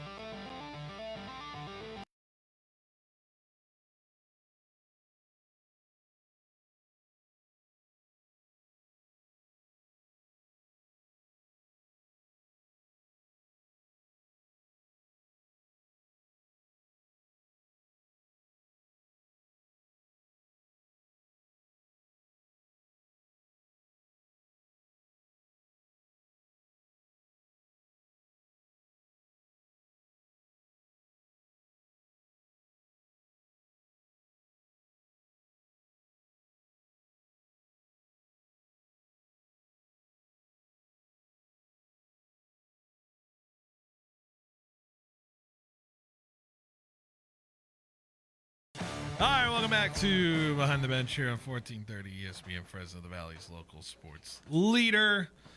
Are you ready for the second half of football? No. On your feet for Bulldog football. Anyways, I don't know where to go from there. Good segue, Phil. Let's talk about the schedule coming up. Of course, the schedule that always is on our airwaves. We have a little bit of an update on our finals, NBA finals situation, right? Jorge, we got a we now know how early the pregame starts for these NBA final games. So for Thursdays 4:30. Okay. For Sundays 4. Sunday is 4 p.m. Thursday 4:30. All right. So for those who don't know or have not been listening to us, we are the home of the NBA finals coming up. NBA Finals, Thunder and Pacers, not Thunders, Thunder and Pacers, getting going here. But before we have that, of course, going on, that's going on Thursday. That's a 5:30 start time on 14:30. So it's a 4:30 pregame. So I'll be doing my show up until 4:30 on that opportunity. Sunday we'll have the game as well. It's a 5 p.m. tip-off. It's a 4 p.m. Early tip as well. Pregame. So we'll have all the final games going on. We're going to step aside for the NBA Finals as it goes through. We'll see if it goes 4. We'll see if it goes 7. We'll see how it goes moving forward for this NBA Finals. I anticipate 6 games. I anticipate a really good series. I cannot wait. We've been kind of needing one over the last couple of years. 'cause I can't think of a real classic series we've had in a long time. I think maybe since, I don't know, maybe 16. I'll be the first to admit it. 16 was probably an all-timer for a lot of people when Cleveland beat Golden State. When Golden State was up 3-1. I would imagine that was probably on the high end of a lot of people. Unless you're a LeBron hater, then I don't know what to tell you. So there it is. Coming up tonight, Giants and Padres. Asa, was Steph watching the game last night? No. Good. It was bad. It was very horrible and bad for the offense. The Giants, which by the way, I said the stat yesterday, and I didn't know I didn't have to change much numbers other than adding one to the games. 30 runs in the last 15 games for the Giants offense. That's not good. I would say it's as bad as it can go. Even the Rockies probably have a better clip of hitting than the Giants do at this point in the last 15 games. Woof. I got a bonus Rocky stat of the day, but it's not like in the amazement of how bad they are. Okay. It's in the amazement of just how weird baseball is. You want to hear this stat? Absolutely. The Rockies, who are 10-50 as of this moment, unless they've beaten the Marlins yet, I don't think they have. They've only had as long as an 8-game losing streak this year between their 10 wins. Really? Yeah. Only an 8-game losing streak is the longest losing streak they've had. The 2017 Dodgers, who went to the World Series and had an 104-58 record and went to Game 7 of that World Series, had an 11-game losing streak in that year. And the Rockies' only longest losing streak is 8. So what you're saying is that there's time to right the ship. I will say I saw a week ago they had the chance to go undefeated the rest of the way to break the baseball wins record. That ship has officially passed. It has, yeah. So I did not know we would have a team worse than the White Sox last year. But I am fascinated by futility. That is just what fuels me. Remember at the beginning of the baseball season, we had our 5 at 5, and I said that the White Sox were going to get worse. Yeah. And that I was just wrong. I mean, was the Rockies. By the way, the biggest winner in all of this is the White Sox, who are still 18-42. They're bad. Yeah. They're still also bad. They're not great. That's not good either. But they're good. No one look at us. Go to Denver. Look, they're purple. They're worse. We're the ones that have the pinstripes and the black pinstripes. They're the purple pinstripes. They're worse. They're crazier. Don't be a pinstripe team. That's all I'm saying. I'm looking at you, Yankees, too. Yeah. Yeah. Stink. Anyways. A's and Twins is on 790 tonight, 6:30. A's just horrible baseball. I think they've lost 17 of their last 18. I think that's the tally right now. God. Just futility at its finest against Minnesota. That's on 790. Tomorrow we'll have the same exact schedule. Giants Padres, game 3 of that 4-game set for them. 6:15 again pregame for that. A's and Twins same time as well. 6:30 pregame on 790. Thursday, it's going to be different. Giants and Padres is going to be a day game. 12:15 pre with a 12:45 first pitch from San Francisco. We'll follow that game at Fashion Furniture Live. Then we will dip out at 4:30 for Pacers and Thunder, game 1. A's and Twins are also in the daytime. That's a 12 o'clock pregame on 790. Then here's your weekend set as well. Sportsline Bulldog Hour with Tony D back at 2 o'clock. Myself from 3 to 6. Giants and Braves, 6:45, as the Giants will battle the Braves in a weekend series. A's and Orioles will be the series over the weekend in Sacramento. Paul Metter's Central Valley Sports Report will be back on Saturday at 10 a.m. to noon, live from First String Sports, the second to last show of the season before he'll take a little break over the summer. And then Sunday, once again, Pacers, Thunder, Game 2, NBA Finals, starting at 4 o'clock. We talked about big picture stuff with this NBA Finals, but I'm genuinely curious if you have predictions or ideas or thoughts about where the series can go based off what your minimal knowledge of basketball to the most part, but what you've seen between both of these teams. I think it goes to 7 games. Yeah. I think that there's just too much. I think there's just too much firepower on either side. Okay. I think every game is going to be a boat race, and I think it's going to be I think it's going to be on its worst day a fun watch. These are two teams that play deepest into their bench, so you can't tire them out per se. Yeah. The Pacers tired out the Knicks, in my mind. They ran them out of the building because the Knicks didn't play with a particular large amount of depth. We talked about it yesterday, but my curious question is who's going to get the calls that they're going to benefit from which is unfortunate because you don't want a series determined by referees. Mm-hmm. I'm fascinated by the Vegas number because last I saw, it's a pretty wide disparity between the betting margin on who you pick. Pacers are plus 500. The Thunder are minus 700 to win the NBA title. What? Which feels like really good money for the Pacers, to be honest with you. I said before the conference finals, I looked up the conference finals odds before it. Pacers had the worst odds. They were plus 700 to win the NBA title, started the conference finals. And they're still not giving them a chance. This is the largest disparity I think I saw. I had the stat in front of me. Largest record disparity between teams facing each other in the NBA finals. I wonder if I can find that. Since, I think, the 80s. Yeah, since like the Celtics and somebody else in the finals. But what I go back to is the defensive presence that the Thunder provide. Asa, do you know? Can you guess how many categories defensively the NBA, the Thunder lead in the NBA? Defensive categories they lead the NBA in. 6. 18. Oh, jeez. And when you look at that, that's hard to not look at. It's hard to not look away from. Yeah. And just think about that. I read the entire list yesterday's show. I won't do it again, but there's defensive efficiency overall. There's half-court defense. There's the turnover rate on your opponent that they draw the most out of. Steals per game.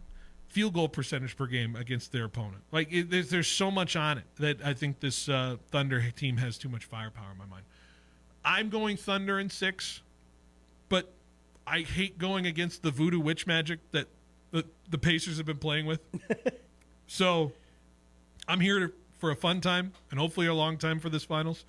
But the Thunder feel like the team that has been the right team to win it all, and hopefully they are the team that does win it all. I got Pacers in 7. Pacers in 7. Yeah, we gotta get together for a little watch party if we get to the Game 7 opportunity for it. Oh yeah, dude. I think Game 7's a Sunday. I think Game 7 is a Sunday, so I think that's a getting together. That's a homie hang. Hanging on an afternoon and watching on the big screen. Yeah. Yeah. So, Asa, appreciate you coming on as always. Thanks for having me, Phil. Where can people follow you? I have a band, and we have a couple shows. We have a show at Art Hop at CMAC. That's Thursday, so day after tomorrow. And then we're playing at the Great Room, which is at University Presbyterian, the church over at Fresno State. That's like Cedar and something. Anyway, For the Record, Ska. For the Record, SKA. Pick a social media. That's us. And I'm mad we didn't even go over the existential crisis you had the other day about one particular song. So I wish we could bring it up. I saw it on your... Yeah. Anyways. We can talk about that later. We can talk about that later. All right. Thank you, everyone. Thank you, Julia. Thank you, Jorge. Good show, guys. Giants baseball coming up next. Tune in every weekday to the Sportsline Bulldog Hour with Tony D, brought to you by Precision Civil Engineering. Be sure to listen at 2 p.m. to hear everything you need to know about Fresno State athletics. Don't miss out on the insight and conversation.